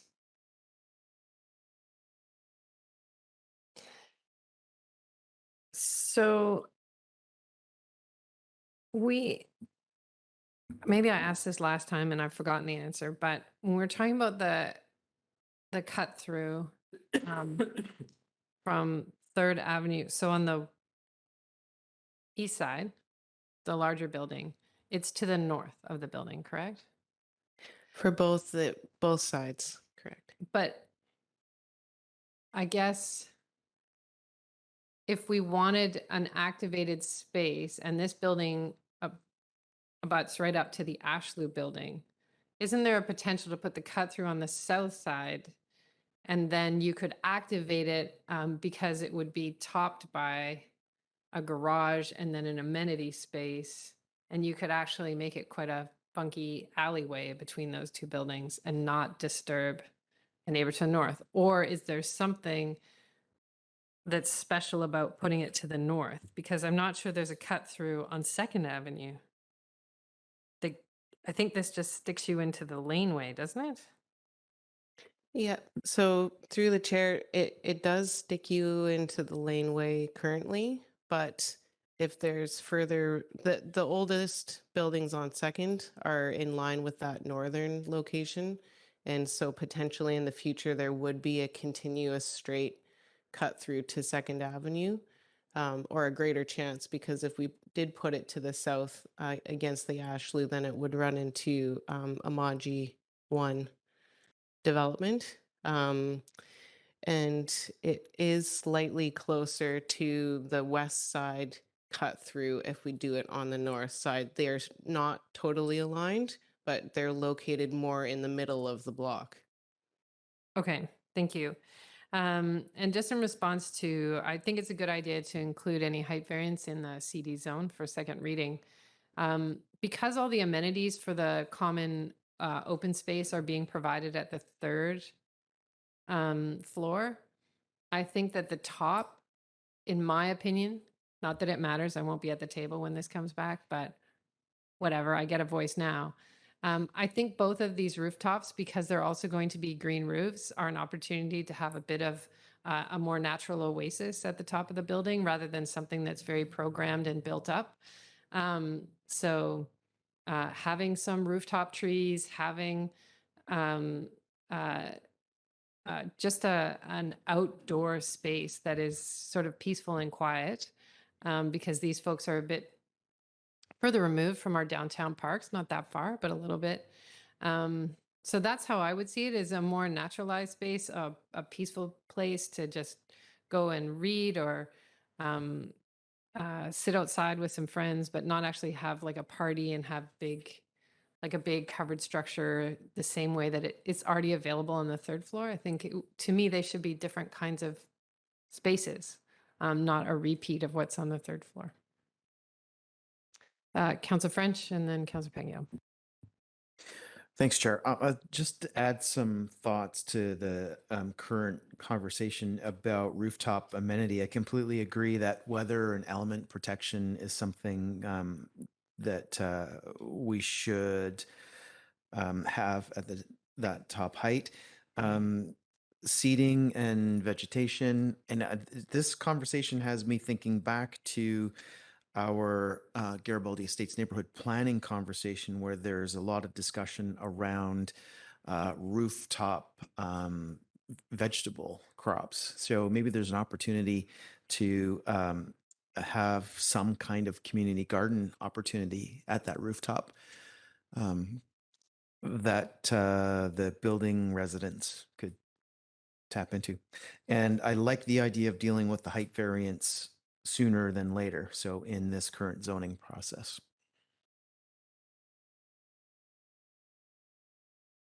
Councillor Pangio. Yeah, I just want to sort of note, I think we should deal with the height as part of the zoning process. Probably not tonight, and just given the conversation, I want to be a bit cautious that because as things are so far, the rooftop is either green roof or outdoor amenity space. And then I did think this is an opportunity for gardens, and then there's that an amenity, and then do we write the law so that the bylaw so that you're forced to then put a roof over your garden because it's outdoor amenity space. So just some thought or maybe flexibility. I think the ultimate goal when this comes back is that it's very useful as a green roof or a garden or an outdoor amenity space, and whatever needs to make each one of those things happen. I think I'm hearing, or I'll speak for myself. I have flexibility to any of those things, and I would just want to avoid being too prescriptive. That sort of means any one of them doesn't work because we put too many restrictions on it.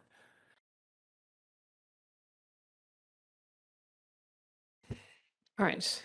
I'm not seeing any more hands, which means we're probably at a time where people want to make comments. So while these have been presented to us together, the motions are separate. And we should deal with them separately. So the first one is for the west side. So this is 38029 to 38045 3rd Avenue. And that this be given first reading. Councilor Reyes? Yeah, I just wanted to just maybe go to staff to question the first reading versus first and second reading. And I've been listening to the comments, and the only change that I've heard is the possibility of some kind of a height variance and some kind of covered structure. In your view, is it required to go and wait for second reading to have that instituted? Or is it possible for first and second reading and to have that added afterwards? Can I just add a bit of context as well? Is that if you gave first and second reading tonight, this would send this into public hearing, and the next council would not have any opportunity to get familiar with this development until public hearing, which is challenging. So that's why it's here for first reading, but happy for Ms. Phillip to address the other questions about height. This is at council's discretion, but that's why it's on here for first reading only. Yeah, so through the chair, just building on that, we can make changes prior to public hearing. And then after public hearing, we cannot make changes to use or density, but we can still make other changes that don't affect that. Thank you. Yeah. And I wondered why the recommendation was just for first and there wasn't an alternate recommendation for first and second, but I hadn't thought about the fact that it'd be another council probably. So I assume this is probably not coming back to us in the next couple of weeks. Correct. Councilor Herford?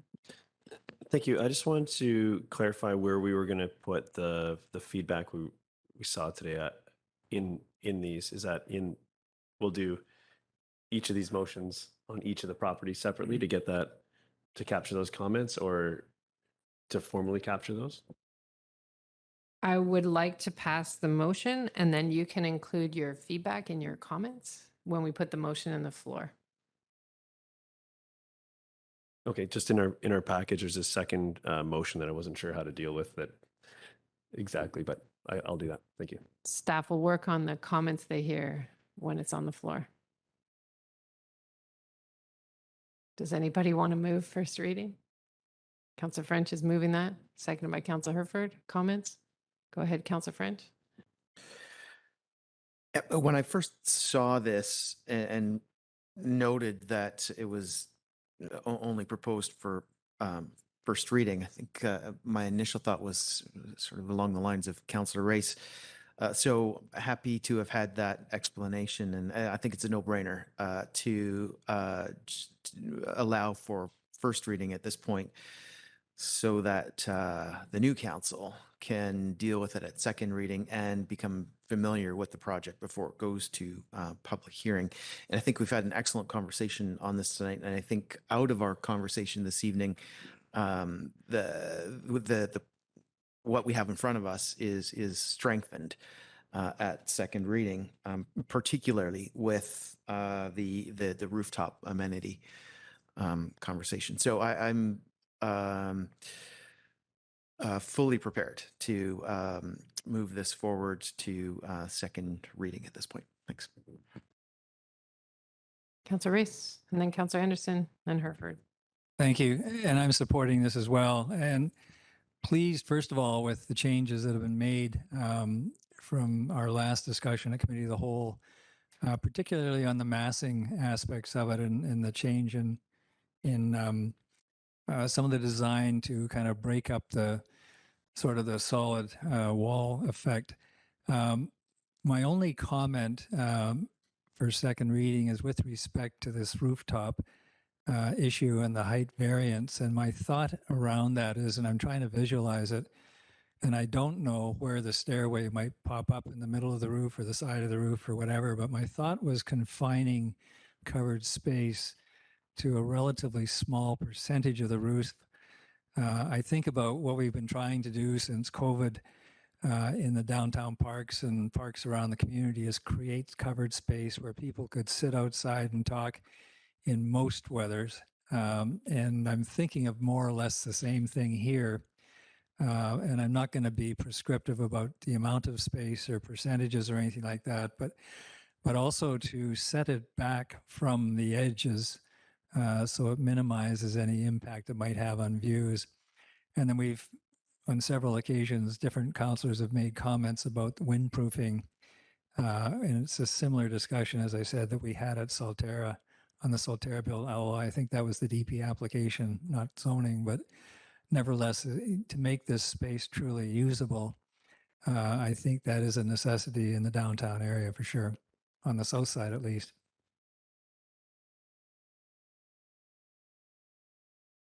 Councillor Anderson and Councillor Herford. I will also be supporting the present motion. I think there's been good work between the applicant and staff on addressing the changes since our last review. On the rooftop spaces issue, I think that we're going to continue to gather experience. I suggest we do this. I'm a frequent visitor to the rooftop space on the Lorraine, and I think perhaps it may be in a different environment, a different type of weather exposure than at Solterra, but I find that that rooftop space is used in all weathers. And there's certainly enhancement that could be made, but most importantly, I would emphasize to gather experience and interview folks who do use these rooftops, I think would be very useful. I'm also very much in favor of Councillor Pettingill's comments that we should avoid being too prescriptive. We're learning as we go with these rooftop spaces, and there will be more in future developments in the downtown. Thank you. Councillor Herford. Thank you. I'm supportive of, if my earlier comments weren't wasn't clear, that the rooftop amenity space being covered. I was thinking somewhere in the 25-30% range, and it could even be two separate pieces or something like that to create usable space in all weather, but to allow for some variation. The elevator equipment on the roof, it should be the guideline, I think, for the max height. It should give lots of room to work with in my rough assessment, but I'll leave staff and to work with the proponent to come up with what's appropriate there.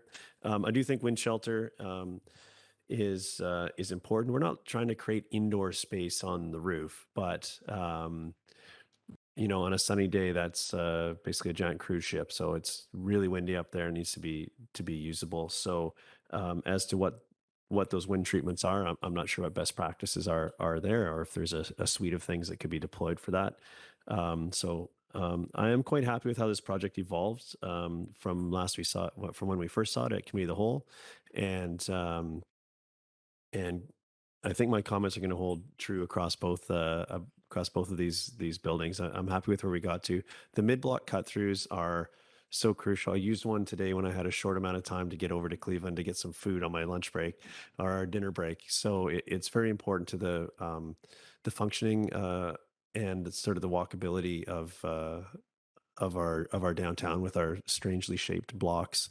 I think the north side is appropriate for it. It puts it close-ish to the middle of the block, whereas the other end is definitely clearly to the south end of the block. So I think it's the appropriate spot. And I'm happy to see that we're creating some employment space here as well as additional housing units.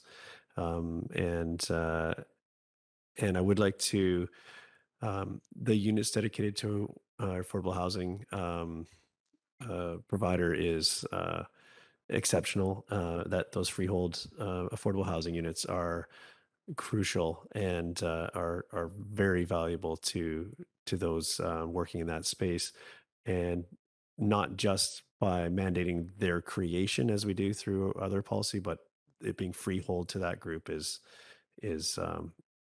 exceptional. So I'm supportive at this point. I look forward to those little tweaks being added for and to being here for a second reading. We'll see. Thank you. Councillor Pettingill? Thank you. I will be supporting this for first reading. I, like some of my colleagues, I'm glad to see the developer address, I think, most, if not all, of the comments and concerns we raised. I think it will be important to make sure that the pass-through is activated. You know, especially seeing some of the new development on Second. I see that street really coming alive. And so some thought to making sure we're doing that on Third as well is great. I think while I don't want to be overly prescriptive on the roof, I think we do want to make sure it is a usable roof. And I have a bias towards probably a garden more than just green roof, because to my mind, that opens up the opportunity for sort of people congregating and actually using it. I think as there is some density, paying attention to that outdoor usable livable space is really important. And so that's why I have some of that bias, I think. Glad to hear that we're thinking about the transition to other forms beyond Third Avenue. It is sort of has been the plan to accept some density downtown for all the benefits that brings. And I think we need to recognize that the downtown is really coming alive in a positive way. And some of the density as planned downtown takes off pressure from some density elsewhere. And so I think this is something that ticks a lot of boxes for our community and meets the mark in terms of first reading. Thank you. Councillor Stoner? Thank you. Through the chair, can I just confirm that we've just moved the west side, correct? That's correct. Okay. So I think that there's a lot to like about the proposal so far. Appreciate the offer in the CAC policy or contribution for the fee simple residential floor area donated to local nonprofit, the 20% 3-bedroom 3-meter setback along the northern boundary for those mid-block cut-throughs. Meeting our minimum outdoor amenity target is really helpful. I think these are all things that we expect of development this day and age in terms of meeting our policies. I also appreciate, since we last saw it, the pulling back of the upper steps or the upper the upper story massing. I think that helps to reduce kind of the imposing nature of these buildings on the street, and also the commitment to the no gas covenant. I will speak to both of them, although just the west side is on the motion for the west side is on the floor right now. I will support the west side. I do take pause when I look at the east side proposal and the consolidation of all 5 of those lots into the kind of single block that we're seeing. So when the next motion comes forward in terms of the east side, I won't be supporting it just because it's lacking to me the variability that I think we might want to be having a deeper conversation about. But the west side, I think is manageable at this time, given it's a smaller scale proposal. So I'll support the motion on the floor. Thank you. Thank you. No one else had a comment? I'll support first reading on the west side. I think flexibility for the rooftop is important, and I think for second reading, a concept should come forward, but not necessarily detailed drawings. I think that's the DP stage, but a concept developed enough so that we can determine any height requirements that should be included in the CD zone. I like the attention that's been paid to the House on Women's Center to the south and that interface. I still think we need to be very careful with how these interface in the short term to their neighbors to the north. And with those cut throughs, the setbacks, I think, are generous and will allow for that streetscape on 3rd Avenue to develop as it should. That is one of our big after transportation thoroughfares, and it should have a really beautiful public realm kind of feel. So I think this building allows for that. So happy to support first reading on the west side.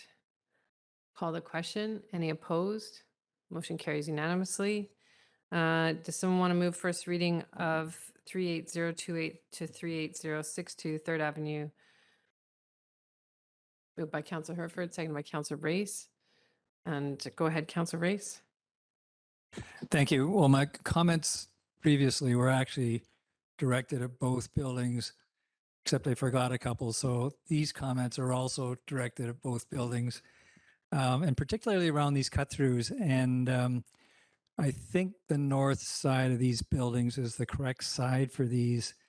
The reason I say that is because to the south of each of these buildings are established buildings not likely to move in the future. And I recall the discussion from Committee of the Whole that to the north of these structures are buildings that you would expect would develop over time. With these cut-throughs, we are taking a slice from this proponent of each of these buildings to create open space. And my vision for that would be to eventually have it twice as wide, to make it more of a usable public realm. And that's not really foreseeable on the south side unless you took it all off the one property, and I don't think that would be right. So I think the north side is the side for that. And so all my other comments apply to this building like the last building, and I'm supporting this as well. Councillor Herford.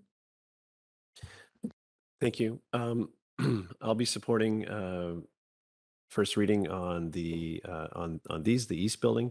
It is larger, and that did give me some pause. But I think with the refinement we've seen since Committee of the Whole, I'm happy with where we ended up, and I'm happy to see the rooftop the amenity space be adjusted and the other changes throughout. So I did make some lengthy comments on the first building. They stand for this one as well. So I'll leave it at that. Thank you. Councillor Patton-Gillen, do you have any comments on this one? I think my comments are much the same. I take my colleague's point on the massing of the east side. I am comfortable, since we're at first reading, to support first reading, but it might be worth some consideration on breaking that up a bit for second reading. I think, given the realistic constraints and the desire for a cut through on the north, I'm not sure another full cut through is reasonable, but maybe colors and sort of architectural techniques, maybe that's worth some consideration. I will leave it at consideration, though, and I will be supporting this. Thank you. Any more comments, Councillor Stoner? Councillor French? Thanks, Mayor. My comments on the previous motion apply to this side of the street as well. And I think that this side of the street is also ready to move on to second reading. Councillor Anderson, any comments? I suppose I still have concerns about what the massing looks like when you consolidate 5 lots. And I think as we move development through 3rd Avenue, we should wonder to ourselves and with the C4 redesign in the future about whether we should limit lot consolidation so that we're not wrestling these big buildings into a form and character that is acceptable. I think it's, when I look at how we broke up the Pac West site into 3 distinct buildings, but based on a podium, it really helped take away that sense of something like being over the street. So I think we've helped that here because the setbacks are larger and we're playing with the massing a bit on the upper floors. But when I think this goes to DP, there is a sense, there is a way in which this building can still have that feeling of being very large and continuous. And I agree with Councillor Race that cut through on the north should be widened when future properties develop. But in my mind, I think we have to think about as we try and achieve that real variety of multifamily mixed in with single family is how big do we want those lots to get? You, you know, when you start to do that kind of lot consolidation. This east side contains the CAC for the nonprofit. I think it's really generous and it's great to see Fee Simple come forward. I think it's a true benefit to our nonprofit housing providers. So that's fantastic. And then I think my other comments apply about just having a concept for the rooftop so that you can adjust the height in the CD zone if you need to, as long as if it changes the shade studies or the views that we saw earlier on, that those change as well into second reading so that they're aligned. Other than that, I will call the question. Any opposed? Councillor Stoner opposes. Motion carries. Thank you very much, Ms. Phillip. Council, we're on 9B1, adoption of our single-use items reduction bylaw, the amendment on the paper straws. I'll move that, seconded by Councillor Herford. Any comments? Any opposed? Motion carries. And then the fees and charges bylaw amendment number 2924, 2022 for the electric vehicle charging stations, moved by Councillor French, seconded by Councillor Herford. Any comments? Any opposed? Motion carries.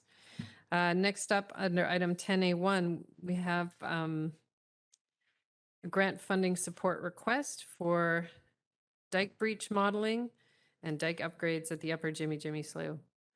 And Mr. Ralston is probably joining us. There you are. Welcome. Good evening, Mayor and Council. Should I begin? We can't hear you yet. You can't hear me. Hello?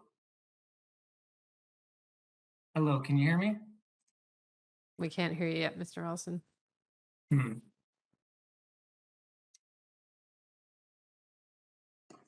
you come back to me? I'll phone in.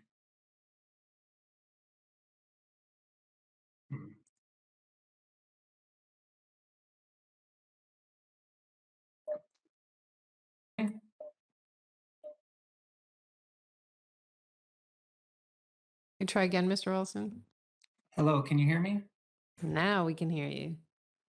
Excellent. Thank you. Good evening, Mayor and Council. My name is David Rolston. I'm the Manager of Municipal Infrastructure with the District of Squamish. And I'm here tonight seeking council support for two grant applications for flood protection projects. So the first is the Community Emergency Preparedness Fund, which is offering up to $150,000 for flood risk mapping, assessments, and planning projects. And for that grant, it's recommended to continue advancing the work related to Squamish River dike upgrades at the Eagle Viewing Area and CHM Reserve.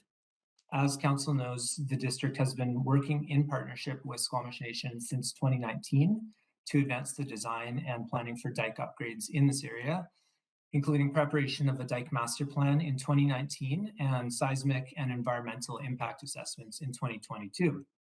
So it's now recommended to apply for a dike breach modeling study to get a better understanding of how the proposed dike realignment at the CHM Reserve could impact flood levels, both within the river and also within the protected floodplain.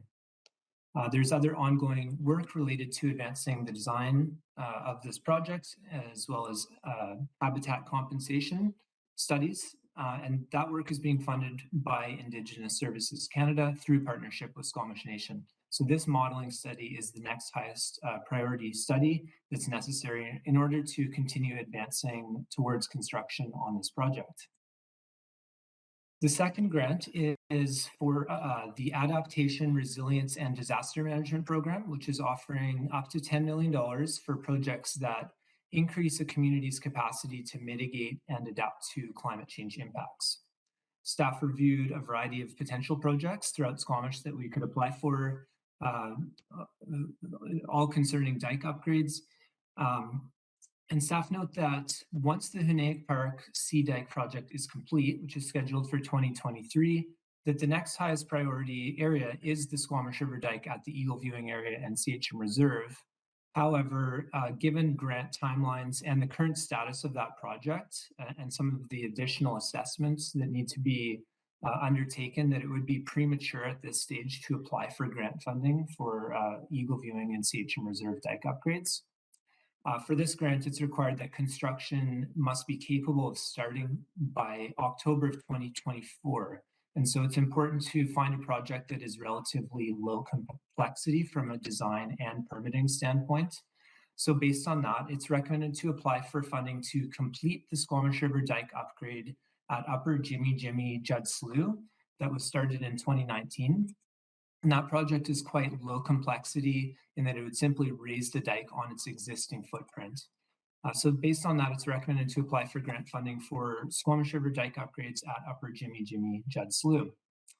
In summary, the recommendations are that the district submit an application for grant funding for a dike breach modeling study for the Eagle Viewing Area and CHM Reserve dike upgrades through the Community Emergency Preparedness Fund, and that the district submit an application for grant funding for Squamish River Dike upgrades at Upper Jimmy Judd Slough through the Investing in Canada Infrastructure Program, Green Infrastructure, Adaptation, Resilience, and Disaster Mitigation Substream.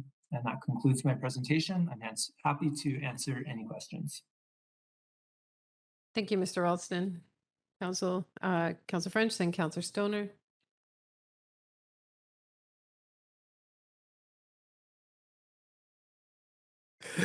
Thanks, Mayor.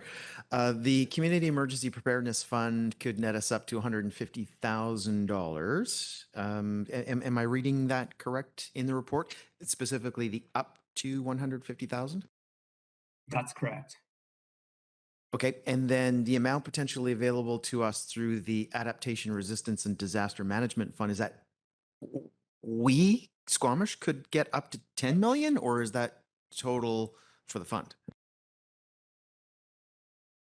Through the mayor, that's correct. Individual municipalities are eligible for up to $10 million in funding. The entire funding pot for British Columbia as part of this intake is $81 million. So it would be relatively wishful thinking to think that Squamish would receive 10 million when it's 80 million is being spread throughout the whole province. But that is the sort of upset limit for projects under this grant fund. Okay, so one final question then. With the Canada Infrastructure Program, Green Infrastructure, are we requesting a specific amount, or is the amount open-ended? How does that work?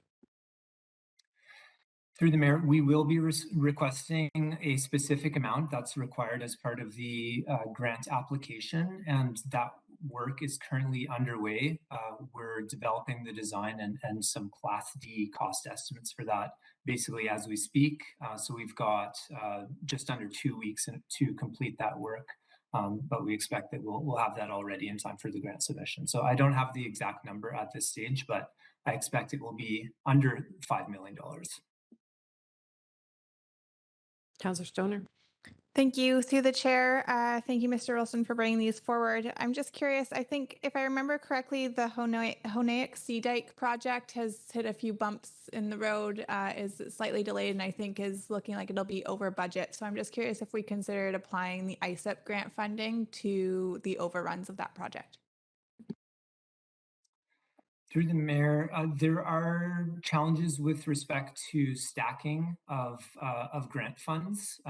And so I don't think it would be eligible to stack additional grant funds on top of what we've already received for Hennig Park. So I think there would be eligibility issues with applying for a grant for that project. Councillor Pettengill. Thanks. I believe the report says we're targeting a 1 in 500 year return event.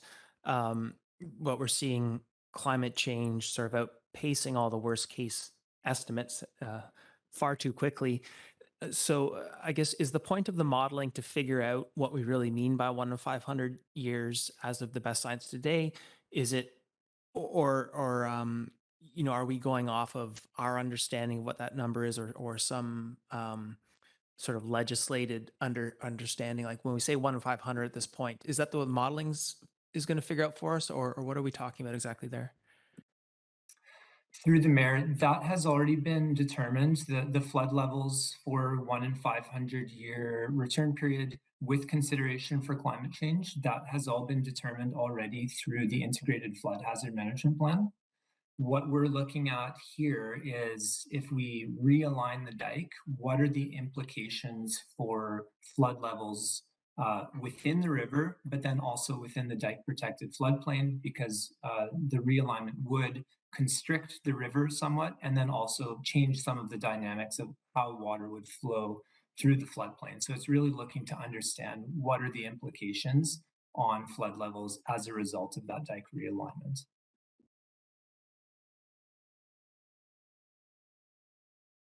Any other questions? Councillor Ford. Thank you. With either of these funds, are there matching or a portion of municipal funding required for the project? In the staff report, the budget item says that there's doesn't quite answer my question directly, I don't think, but maybe that's meant by the language. So if I get some clarity on that, I'd appreciate it. Through the mayor, so the Community Emergency Preparedness Fund offers 100% funding for projects. So that's the dike breach modeling study, the $150,000. Under the Adaptation, Resilience, and Disaster Mitigation, I believe it's 73.3% is what the provincial and federal governments would provide. And so the district would be responsible for the remaining 26.6% of the overall project amount.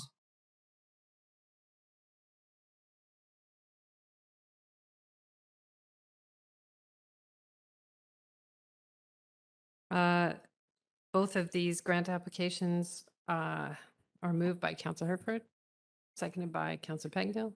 Go ahead. Thank you.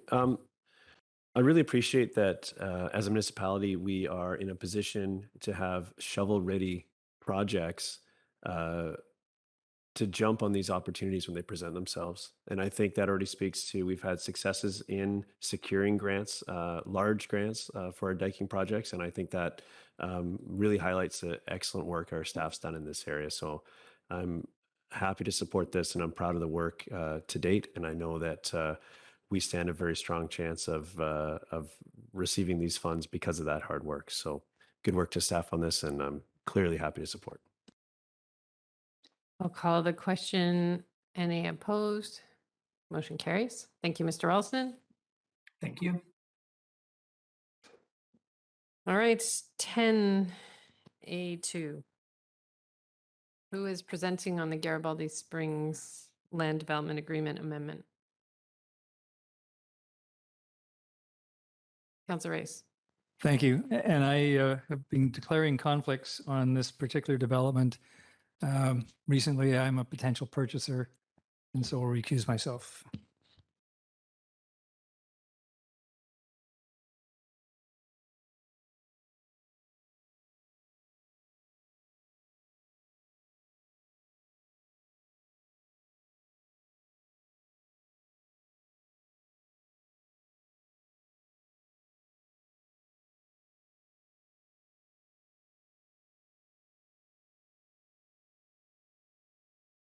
Thanks, Mr. Valniscus.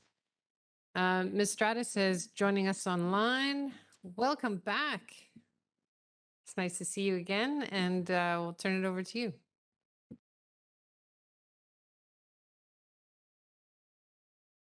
Hold on there, Susan, we can't hear you.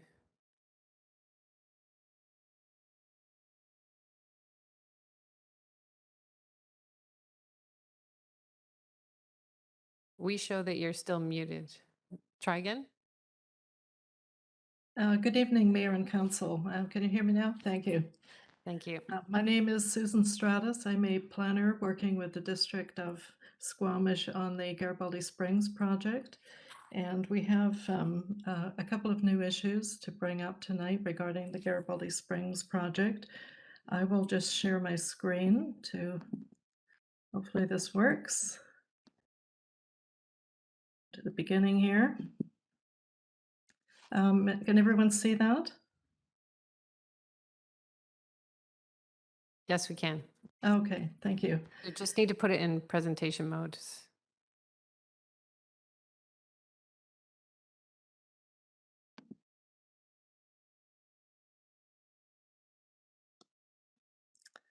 All right, I'll just move my little box away from my screen. Thank you. Our purpose tonight is to provide council with an update on the park design and the phasing of the park construction, and to present some proposed amendments to the land development agreement that have shown up recently. Now, just not getting my page going down here. There we are. Looking briefly at the background of this project, the site consists of allows for 310 units on 22% of the site, and that was decided in the OCP and zoning amendments in 2018. Parcel A at the north end of the site with 60 units is currently under construction, and the applicant is aiming to have occupancy on the first group of units in that parcel A by the end of September, early October. So there is some urgency in the land development agreement issues that we're raising tonight. The majority of the land, 78%, is intended to be dedicated to district ownership for park and ecological reserve. And the subdivision application to create the 4 residential parcels and the remaining park ecological reserve is also underway. Very briefly, looking at the background of the site, it is a very complex site with high environmental values for many species of fish, amphibians, reptiles, birds, and mammals. All of the main watercourses are fish-bearing. The provincial federal agency environmental approvals were completed, have been completed, and the environmental DP was issued by the district in April last year, 2021. The majority of the habitat restoration works, particularly the replanting of riparian areas, is underway. And one of the reasons we're here tonight is that new information has come forward on the western toad critical habitat. The Pond 7, which I'll show in more detail later, and the adjacent lawn areas have proven to be very important for the western toad, and this has resulted in some changes to the park design to protect the breeding areas and the migration pathways. So looking a bit more closely at what we're calling the hub park in front of the hotel, this was presented to the Committee of the Whole in 2020, and on the left-hand side of the screen is an image of that previous design. And sorry, it's a bit fuzzy, I had to blow it up. But this shows Pond 7, which is the man-made pond in front of the hotel. And the previous design showed the 3 main land areas associated with this hub park. And what has been found out is that Pond 7 itself is the critical habitat, and as well as the grasslands surrounding the park are where the toads migrate. Once they're born, the toadlets migrate out into the forested areas to the north and east of this pond. So we spent some time with the applicants and their design team and their environmental team looking at how this can be best managed.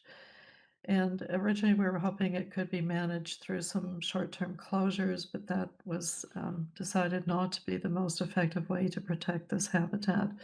So what is now being done is that a number of the park elements are being removed from this hub park area and concentrated, and I'm hoping my arrow shows up here, but in the new design that we're now looking at, these 3 areas are going to be mainly passive use areas. They will be grassed, and the main trail will still go through, and the accessible trail will still go around this hub park area. But the activity areas have been moved. So the kids pump track that was previously here and the community gardens have been moved from this hub park location. For the community gardens, we've worked with the Squamish Can people and come up with a decision to move the community gardens out of this hub park entirely and rebuild and build new community garden areas at the Squamish Golf Course site near Mamcombe Road and the highway. The Hub Park area, and I'll show a close-up of this later, most of the activities will take place in this quadrant of the park, and the kids' pump track has been moved to a location in one of the smaller park areas on the east side of the park. So just looking a bit more closely at this hub park and how this will work, and it is still a work in progress. The landscape architects have not yet finished the final plans, but there is room for these various uses to still occur here. It brings the kids' play areas that are structures for various age groups into one centralized area. There are still benches and seating areas and a covered area, a seating area. The washroom and bike facilities also have been concentrated over into this lower portion of the park. Again, nothing has been lost, but things have been concentrated compared to the original design. And what's being called the Pocket Park South is the southernmost of the pocket parks on the east boundary of the overall park. And originally, there were picnic areas and the play elements for young children and the bike skills park. Under the new design, the bike skills park has been kept but moved into kind of the northern part of this park, and the pump track has been relocated from the hub park into this area. So this resulting park has kind of brought those bicycle areas together into a single use, and there are still picnic tables and seating areas retained, but it's just a more concentrated use than previously. What is also being brought forward for information is a change in the build out of this park, and this is also related somewhat to the land development agreement changes, which I'll bring up in a minute. Originally, the developer had thought that the entire park would be built all at one time, and I guess both for practical reasons, it's not really possible to do construction while other parts of the housing are under construction. And then thirdly, parts of the lower park will not come on stream until later. So this diagram shows in red what will be built in phase one, which means by the final occupancy permit of Lot A, one at the top, the multi-use trail that's along the access route at the north end will be built, and the trails through the hub park and connecting over to the bike skills area will also be built as part of phase one. All of the elements for the bike skills, or the bike hub here will be built.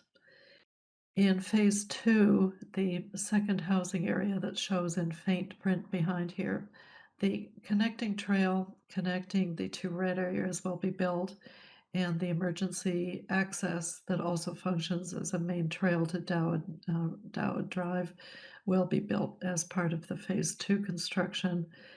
And phase three will come later. It's a fairly small couple of trail links here that will be done by the final occupancy permit of Lot C or Lot D. This construction phasing will be referenced in the servicing agreement that is being drawn up as we speak for the park construction, but it does not require a change to the land development agreement. The land development agreement had a provision, had some wording, or as approved by the district, because we knew that during construction things show up, so we used kind of soft language in the original land development agreement to allow for some of these changes to be considered by staff in the servicing agreement.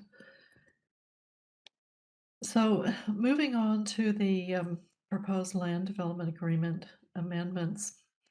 Originally, the Park and Ecological Reserve lands were to be transferred to district ownership with the first plan of subdivision. But the subdivision phasing is now proposed to be phased because of the lack of access at Newport Ridge Drive, where Newport Ridge Drive is dedicated to this point, but as it reaches the Garibaldi Springs land, there is an intervening small area owned by an adjacent landowner. And the applicants have been unable to obtain that piece of land. I think they've been working on it for several years to try and obtain that piece of land and have not been able to. So what is proposed now is that the subdivision will be phased to allow these properties to come later, and it will result in interim ownership of the park and ecological reserve by the developer Polygon. And while it's in their interim ownership, Polygon will also maintain the park.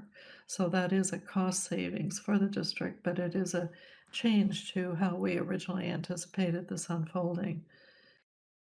So just to show originally what was proposed on the right-hand side, originally we were expecting 4 residential parcels shown in blue, with the green parcel encompassing both the ecological reserve in green and the orange areas in for the Hub Park.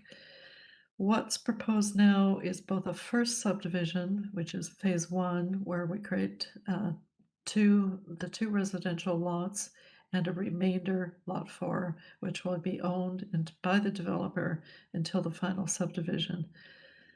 When the final subdivision happens, which is based on obtaining access and providing the necessary road frontage from Newport Ridge Drive, then the final subdivision will create the 4 residential parcels and Lot E for the district and be transferred to district ownership. So I don't know the exact timing of when the final subdivision will take place, but I think the applicants are continuing to work on that. What this means in terms of changes to the land development agreement under cash contributions, we will formalize the community gardens being paid for through cash, and this will be a cash contribution to the district prior to first subdivision. The applicants will pay $60,000 to the district for construction of community gardens off-site. And this is a new clause to the land development agreement because previously the developer was going to build the gardens themselves. And I would mention that originally under the numbers we received from the developer, it was a $30,000 cost. And so I think this is a fairly significant contribution to Squamish Can for construction of the gardens. The second LDA amendment is that the Park and Ecological Reserve is now required prior to any subdivision of remainder Lot 4 or any building permit or development permit for lots C or D. So that wording is a change to clause 15 of the current land development agreement. The land development agreement also has a clause regarding the need for a conservation covenant, clause 16. And clause 16 requires that prior to subdivision, the district and a third-party conservation organization register a section 219 covenant to protect the land against future development. The district has signed an agreement with the Land Conservancy to achieve this requirement in the land development agreement, but it now needs to be amended to include the developer because the developer will continue to be an owner of that land until the final subdivision. So we have prepared an amendment to the signed conservation covenant that has been submitted to the Land Conservancy for review. The fourth addition to the land development agreement is a new clause that prior to any subdivision of remainder Lot 4, the developer will maintain all park and ecological reserves areas to district standards. as determined by the district. So the district will be the deciding body as to what constitutes district standards. Under the schedules, a new Schedule A3 has been added to outline the first subdivision plan consisting of 2 lots and remainder Lot 4. And these changes are repeated in Schedule D of the Land Development Agreement because the way the Land Development Agreement is structured, it has both a written section of the agreement and a table that is a quick summary. So I won't repeat these again. These are the same changes that will be expressed in table form. So the next steps to implement these changes are that the district and developer provide signatures on the LDA amendment, the Section 219 covenant, and it is registered on title. The second step would be that the district, developer, and third-party environmental organization provides signatures on the Section 219 conservation covenant. This is the revised one, and it becomes registered on title. The third step would be the approving officer approval of the 3-parcel subdivision known as the first subdivision plan and registration and land titles. The fourth step would be completion of the habitat restoration, which is ongoing. Fifth would be issuance of a servicing agreement for construction and maintenance of the Hub Park, Loop Trail, and Pocket Park Bike Skills area.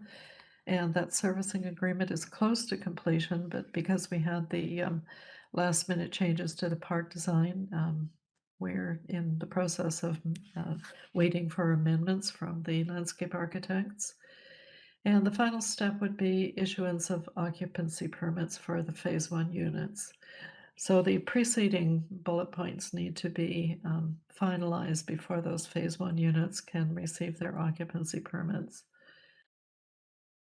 The council resolution tonight is that the District of Squamish authorize the mayor and corporate officer to execute the revisions to the land development agreement as outlined in Section 3F of the report from Community Planning dated September 20th, and that council receive the update on park design and construction phasing for information. And that's it. Thank you. Thank you, Ms. Stratus. Councillor Herford. Thank you. So the $60,000 to relocate the, or not relocate, but to enhance the gardens off-site, is that meant to flow through the district directly to Squamish Can? Or is that something that the district takes on or the developer does and it's just to that value? I just want to understand how that piece moves. Through the mayor, the intent is for the developer to pay $60,000 to the district, which then flows to Squamish Can, who will use the funds directly. We've spoken both with Squamish Can and the developer, and I think we've reached agreement that they can make better use of the funds than the developer building it directly. So that's how it's planned to go, is that they will use the funds directly.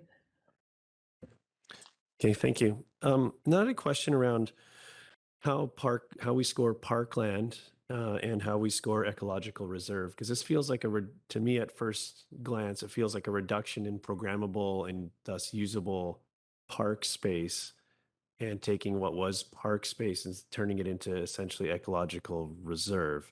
And I'm just curious how that sits with our and I understand that assessment might not be everybody's, but how our policy speaks to those definitions. I'm just trying to make sure that we're protecting our park space and our usable park space.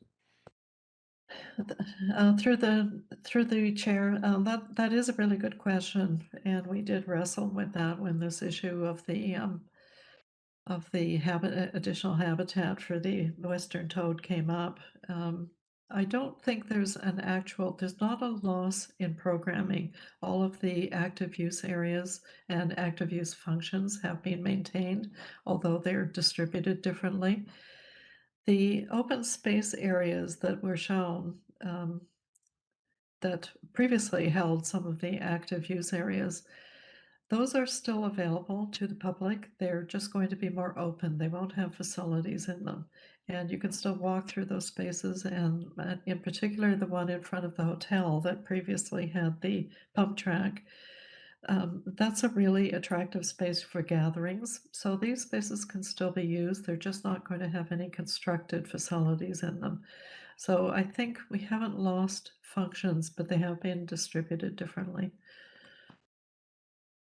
And I should mention, these are not off limits. Parts of the ecological reserve will be fenced to prevent the public from entering some of the spaces, the forested and riparian areas, whereas these spaces will still be open to the public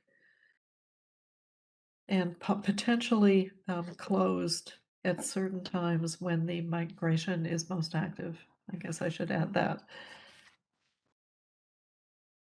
Thank you. Toads for the win. Councillor Pettingill. Yeah, so I'm at similar line of questioning.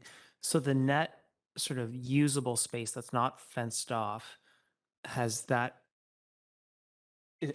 changed? I understand the functions have just moved, but have we lost space where people can hang out? Through the chair, no, we have not lost any space. Those boundaries are still the same as they were originally presented, and the land areas are unchanged.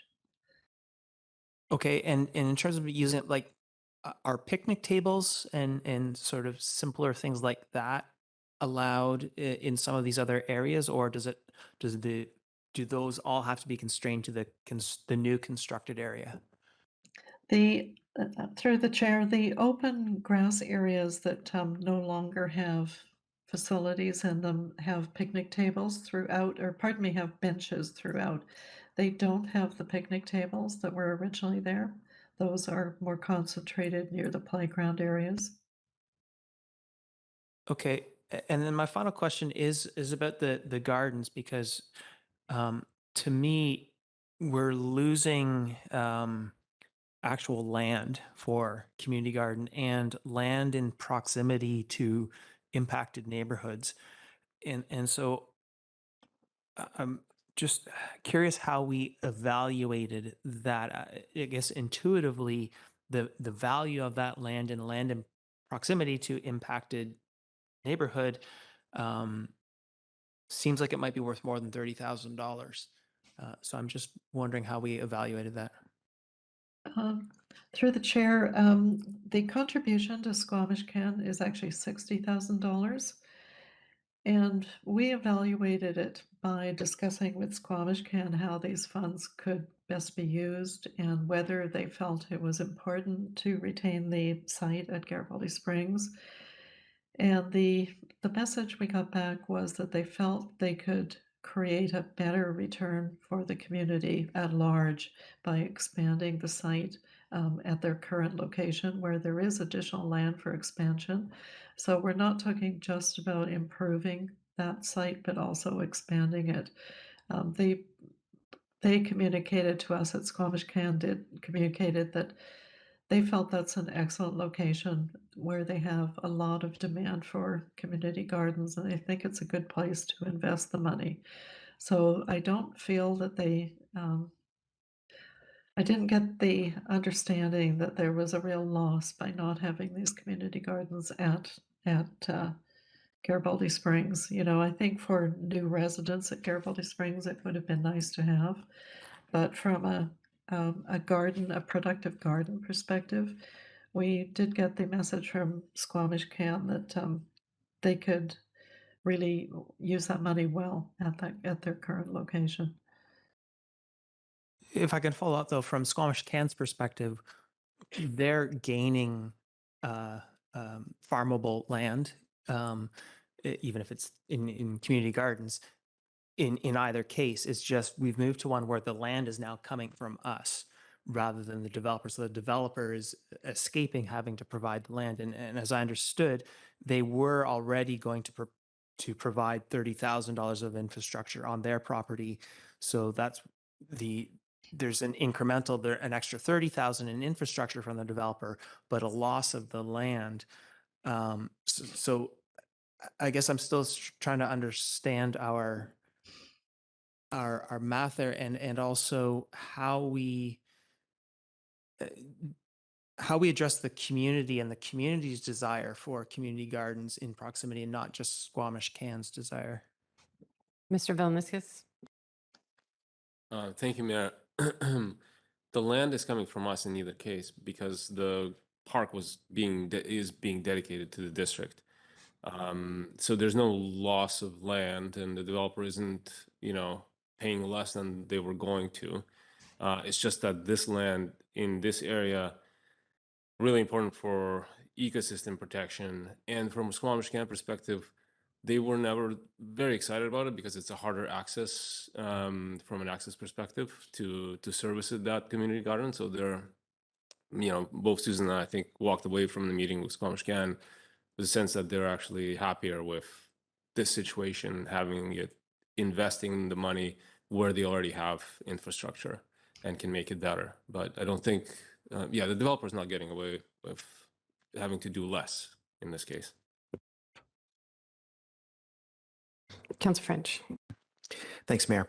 The Newport Ridge Drive legal access issue is a significant concern. If a deal hasn't been reached on that by now, I'm thinking we might have to make more adjustments to the development plans in the future. So has there been any discussion between planning staff and the property owner that looks ahead to what the potential options are if legal access at the south end can't be achieved at Newport Ridge Drive? Through the chair, I think, there are certainly legal options open to the district in terms of expropriation, and that is something at this point that, the district is not prepared to entertain. There is no other physical access available at the south end of the site. That is something that's just going to have to be resolved through discussions with the landowner. They're just, when the rezoning went through, we did look at that south end of the site in detail. And the applicants and their surveyor have looked at every possible way of trying to provide legal access to the south end. And Newport Ridge Drive is really the only option. So that is something that's going to have to, the district, well, it's really the developer's responsibility to try and make that work. But the district's legal option really is expropriation if that is necessary. And that southern access at Newport Ridge Drive provides access to the district's park as well as to the future development parcels. So it's a fairly important access to obtain. Thank you. Ms. Stratus, do you have a sense of how far the hub park is from the pocket park where we're moving the pump track? It would, through the chair, it's about a 5-minute walk. I haven't measured the distance. I know if you walk from the hotel at the entrance there to the far edge of the site, it's about a 5-minute walk, and that will be on an improved trail once the park is developed. Thank you.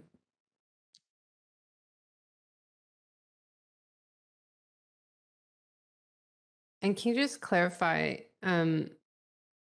originally Polygon was going to pay us $150,000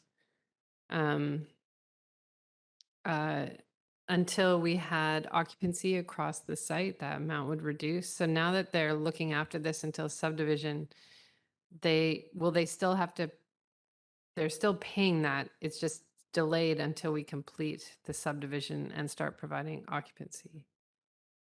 Yes, that's correct. They will still be paying the $150,000 per year. In addition to that, they will also be doing the actual maintenance. So we're not changing the clause that's already in the land development agreement requiring the $150,000 payment. That still exists. So as soon as the park exists, those payments start. Yes, that's correct. Okay, thank you. Councillor Pettengill? Am I correct in recalling that we didn't engage the public deeply on the specifics of the park, the original park. You know, some general ideas, but they weren't sort of designing the park.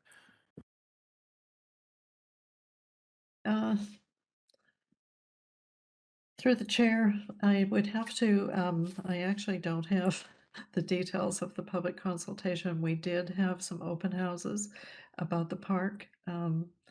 This is going back a couple of years now, and I'm sorry, I don't have those details in front of me. We did have open houses. To be honest, I don't recall the exact input that we received from those open houses. That does go back a couple of years now. If I may. Go ahead, Mr. Fowler. Just to generally characterize it, it wasn't deep engagement, I wouldn't say, because of the constraints around what is developable in the park and what's not.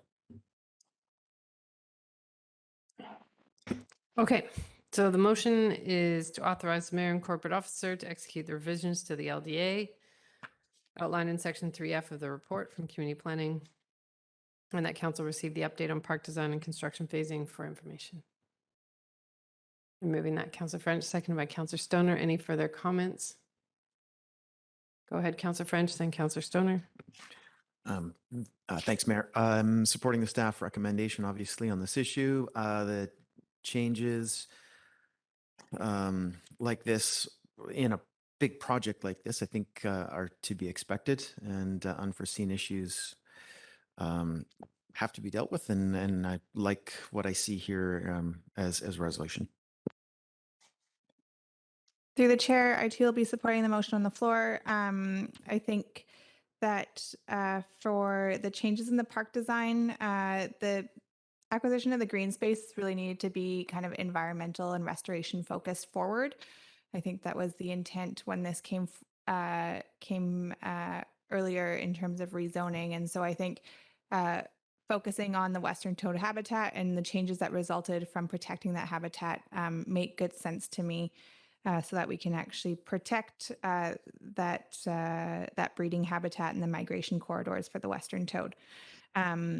With respect to the changes in the LDA, I think they strike a good balance in terms of shifting the community gardens. I do still have some concerns about the long-term risk of not being able to access through the southern portion of the site, but I suspect that we can come to a negotiated agreement there. Hopefully all parties will come to the table and we'll get there eventually. But I think this makes good sense in terms of seeing some progress on this site and getting especially the park completed and available to the public. Thanks.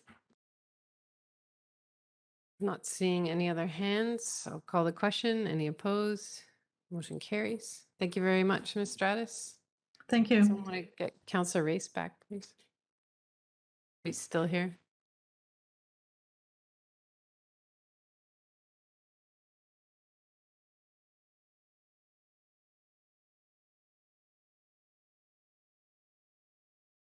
All right, there's no late agenda items under 11.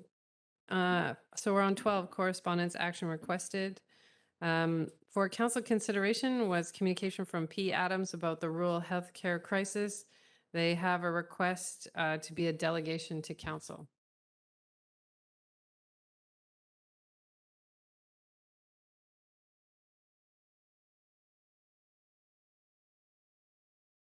Anybody? Councillor French? I'm thinking we move to respond and indicate to them that we'll hear from them after October 15th. Is that a motion? Yes. Is there a seconder?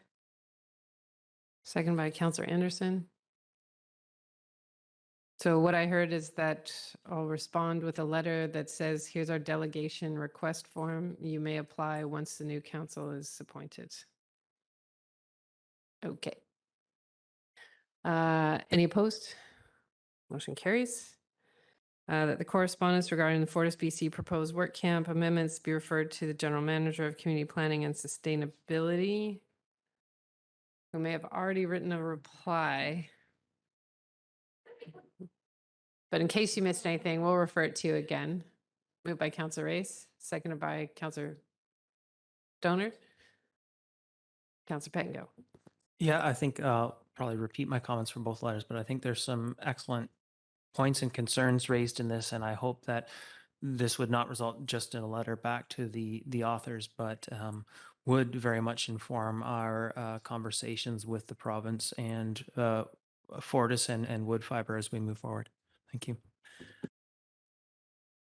Call the question. Any opposed? Motion carries. That correspondence regarding the Fortis proposed work camp amendment be referred. This is from Sue Brown from Justice for Girls to the General Manager of Community Planning and Sustainability. Moved by Councillor Herford, second by Councillor Pettingill. Any comments? Councillor Pettingill. Yep, basically the exact same thing. And I think just highlight, we have heard, oh, there's going to be a code of conduct. It's fine. Don't worry. Things are better now. I think it's quite clear the evidence shows otherwise. And so I do think the information in this letter should be part of our discussions. And I thank the community members that took the time to write these letters. I'll call the question. Any opposed? Motion carries. All right, we have an unusual request for item 4 under late correspondence. So Sea Sky Community Services has a rezoning application with the Village of Pemberton for 63 new affordable homes and new social service and program space for Sea to Sky up in Pemberton. And they have requested that we submit a letter of support. Now, one of the things is that if this was reversed and we were rezoning something, I don't know that I would want a letter from the RMOW or Pemberton telling me what to do. So the letter they've suggested, I think, is an uncomfortable place for me to be. It's sort of interfering in someone else's rezoning process. But one thing, so council, you can just say no, but the other place to go is just speak to a letter of support of the organization and the work that we've done with them. I think that might be on side, and I'm kind of looking at our corporate officer just to make sure we're not crossing a line, but certainly we've been partners with them on Centerpoint and on Spirit Creek, darn it. Should still just be the Buckley Avenue Affordable Housing Project. That would be good. Plus they are part of our housing society. And so I think we can express our confidence of the partner the village would be working with without expressing our opinion on their rezoning, which really is up to the council and mayor up there. So I see hands, Councillor Pettingill. Yeah, I'm of the same mind, but just reading the ask, I wonder, I feel like there's some context we're missing. Like, why are we being asked to weigh in on this? I don't know the specifics, but I would imagine that there are people in the community pushing back for any number of reasons that we get. Could be height, could be parking, could be not these people, not here. I have no idea, but I'm imagining they're just trying to build support. Councillor Herford. Thank you. Yeah, they could just be arming themselves for a conversation, so they have it if they need it. But I agree. The letter or the draft letter as provided was, didn't feel right. But I think there is something to be said about even with a disclaimer. We're not here to comment on your land use in your community, but this is a strong partner and has been a strong partner with us. And I would expect them to be a strong partner for you, should you find an appropriate way to work together, or something like this that. Anyways, something that keeps us online, and we've written. I feel like we've walked a similar line where we were talking about the need for childcare in our community without saying that this should definitely to support a grant application on behalf of someone else or something like that. So something that keeps us on side and says that, and maybe they could use this something so generic that they could use it for other times and then moving forward that we support them and have worked with them. I don't know, but I don't want to be. I think supporting them in their efforts to increase affordable housing in the corridor to wherever that line to wherever that line is, because we know that this is an ecosystem, and if the needs aren't being met in one community, then there's an overflow into the other. So I do think we have a place to comment on this, but I'm mindful that there's a line there that apparently I'm flirting with. So I don't feel comfortable making that kind of a recommendation. We do know about the credibility of the organization. I think we can speak to that. Councillor French. Thanks, Mayor. I am only comfortable with the generic letter because a quick search of the project pulls up a media report that describes the project as controversial. There's concerns about flood mitigation. So I definitely support letting the Village of Pemberton know that we've had great success working with the organization. Nothing beyond that. So I'll move that. Yeah, go ahead. I think I'm still just trying to wrap my head around. I think one of the challenges is even though they're the proponent in the rezoning, a rezoning doesn't necessarily stay with the proponent. It's the land use decision. And so I'm just curious, even if we go forward with a letter of support for the organization as a whole, it's not necessarily tied to that organization in perpetuity, the rezoning. This is a BC housing project. Okay, got it. Thank you. All right, so I'll move that the mayor send a letter of support highlighting the credibility of our work with Sea to Sky Community Services in Squamish. Seconded by Councillor Race. Any opposed? Motion carries. Thank you. Councillor Stoner, under item 13, you pulled letter 7B1. If you would like to speak to it. Yeah, I was just going to refer this letter to staff. I think it is an interesting idea that we consider in our CAC policy, extending perpetually affordable space for GPs. There's a big challenge there because GPs are typically a business and we can't support businesses. But I do think that the letter deserves a response from our staff. And so I'd like it to be referred to staff. For a response or just referred to them for information? Sorry, referred to staff for a response. Seconded by Councillor Herford. Go ahead, Councillor Anderson. Yes, I'm not sure to the extent to which our planning department has examined this concept of accommodating family medical practice clinic space in our CAC policy. I'm sure that there's some forward thinking on a variety of matters that may come forward in future as the future council deliberates these a review of policy. However, Mr. Zalubniak's initiative, in any rate, is commendable, and he brings professional experience in both the residential and commercial real estate fields to this. So my suggestion would have been to refer it to planning, and planning may consider a response. But I'm happy to support the present resolution or the present recommendation. I'm not going to support this. I think it should be referred to staff for information, but this is a complex issue. We haven't heard from the province yet on how they want to support physicians and their overhead costs that have been increasing. We're also trying to update our CAC policy, and we've prioritized childcare and some other things within that. And also our primary care network conversations have started for Squamish, and those will inform a lot of what space is needed and what that should look like. So this is certainly something that has been discussed with the Division of Family Practice, but it's also not something that has yet been officially requested because they wanted to go through their primary care network planning. So I think it's important that we refer this to staff, but I wouldn't want a response back because I'm not sure that staff have what they need or the answers from all these different planning exercises that would make for a good response. Certainly it can be brought forward as consideration when we discuss CACs again, but I just think a response at this time is really difficult. So I won't support the motion unless it's amended to just refer to staff for information. Any other comments? Councillor Pettengill?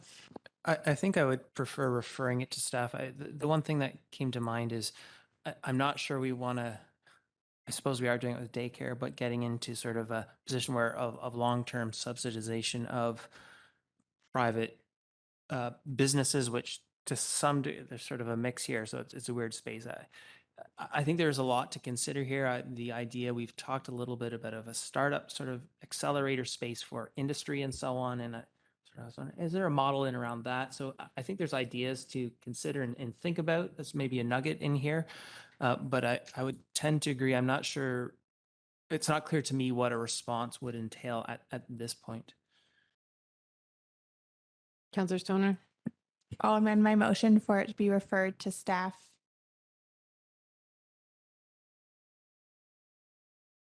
Who seconded that? It was you. You're seconding the amendment. I was seconding the amendment. Okay, so on the amendment, just to refer to staff? Go ahead.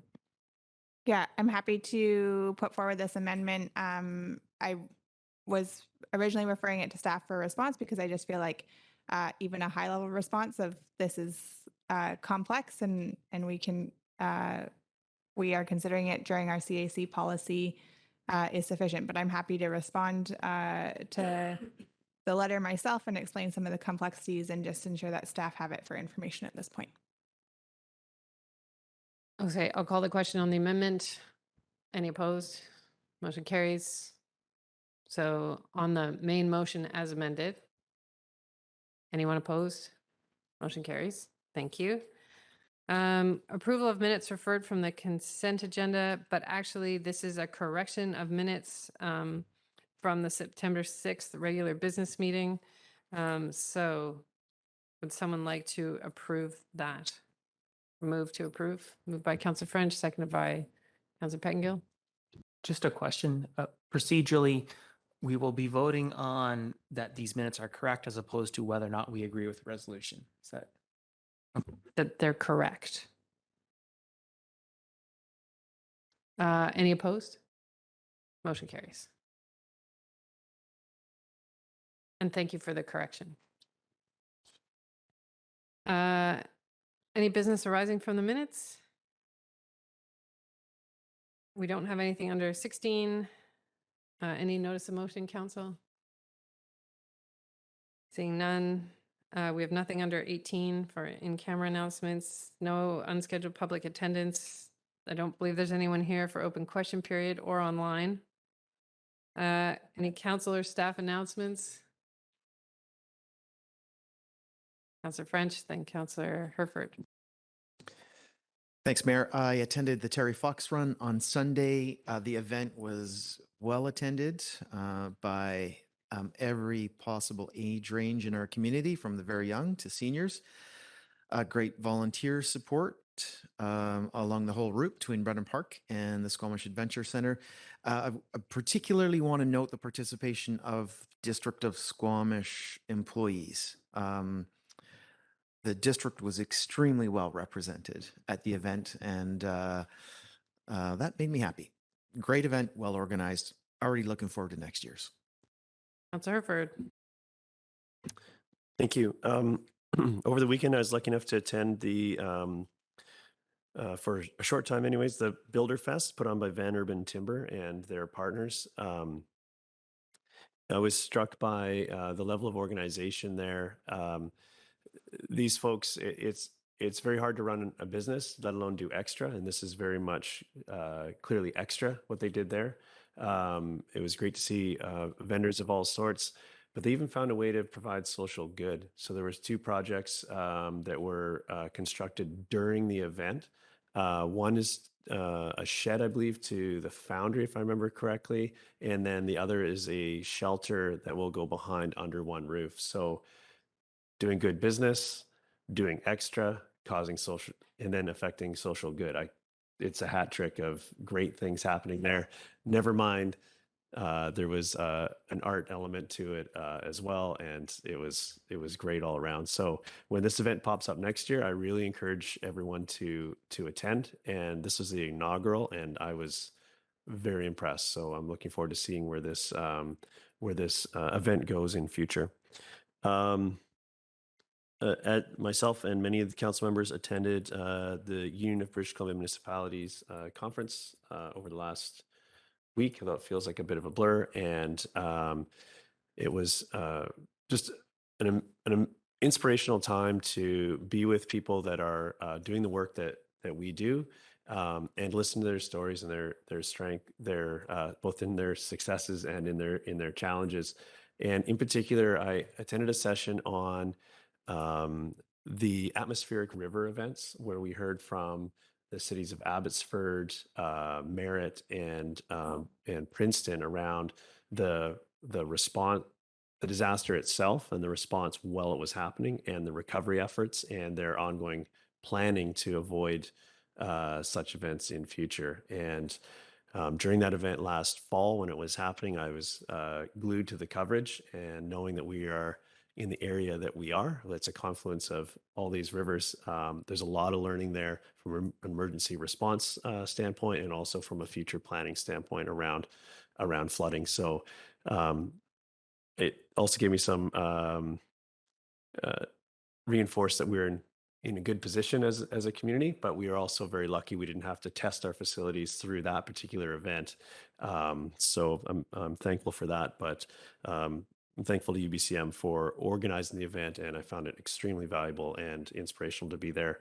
And that's outside of the minister meetings and all sorts of the important work that we all did to advocate to the province on behalf of our community. Feels like a while ago. I think it was only yesterday. We had a garden tour in the Garibaldi Estates. We had members of the Garibaldi Estates community invited sitting councillors and also candidates in the upcoming election for a tour of backyard gardens, and found it very informative going into the, as we will see at some point, the Garibaldi Estates planning process. And then on Monday, also yesterday, as acting mayor, I attended the a ceremony to commemorate the Queen's passing, and it was a great service put on by the Legion. And interestingly enough, some of the people that came from the military background actually came from the Lower Mainland, because it was one of the few places where there was a service held, and it was held quite a lot of importance to, particularly to the members of our armed service. So it was a touching piece, and I was happy to attend and represent the district there. And I think that's it. Thank you. Councillor Pettengill? Yeah, thanks. I wanted to add a couple of thoughts about the Union BC Municipalities Conference as well.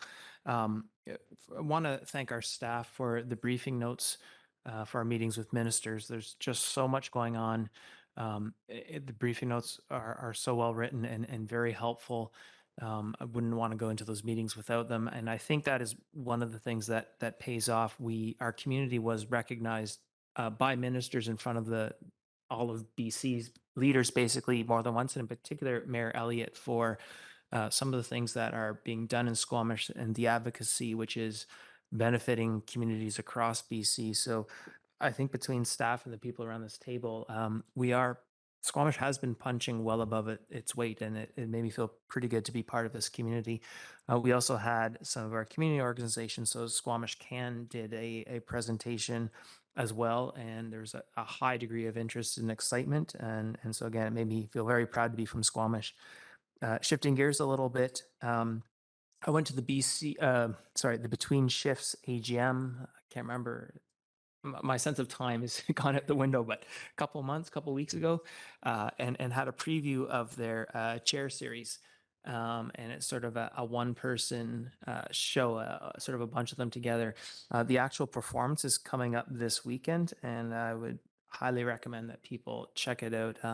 We just have such amazing performers in this town, and there's a heck of a lot going on, but I think this is one thing people want to check out. Right. Thank you. Motion to terminate. Moved by Councillor Stoner, seconded by Councillor Herford. Any opposed? Motion carries. Thank you very much to the staff who supported us tonight and the community members who came tonight. That was great. And to my council colleagues for the good discussions. Thanks.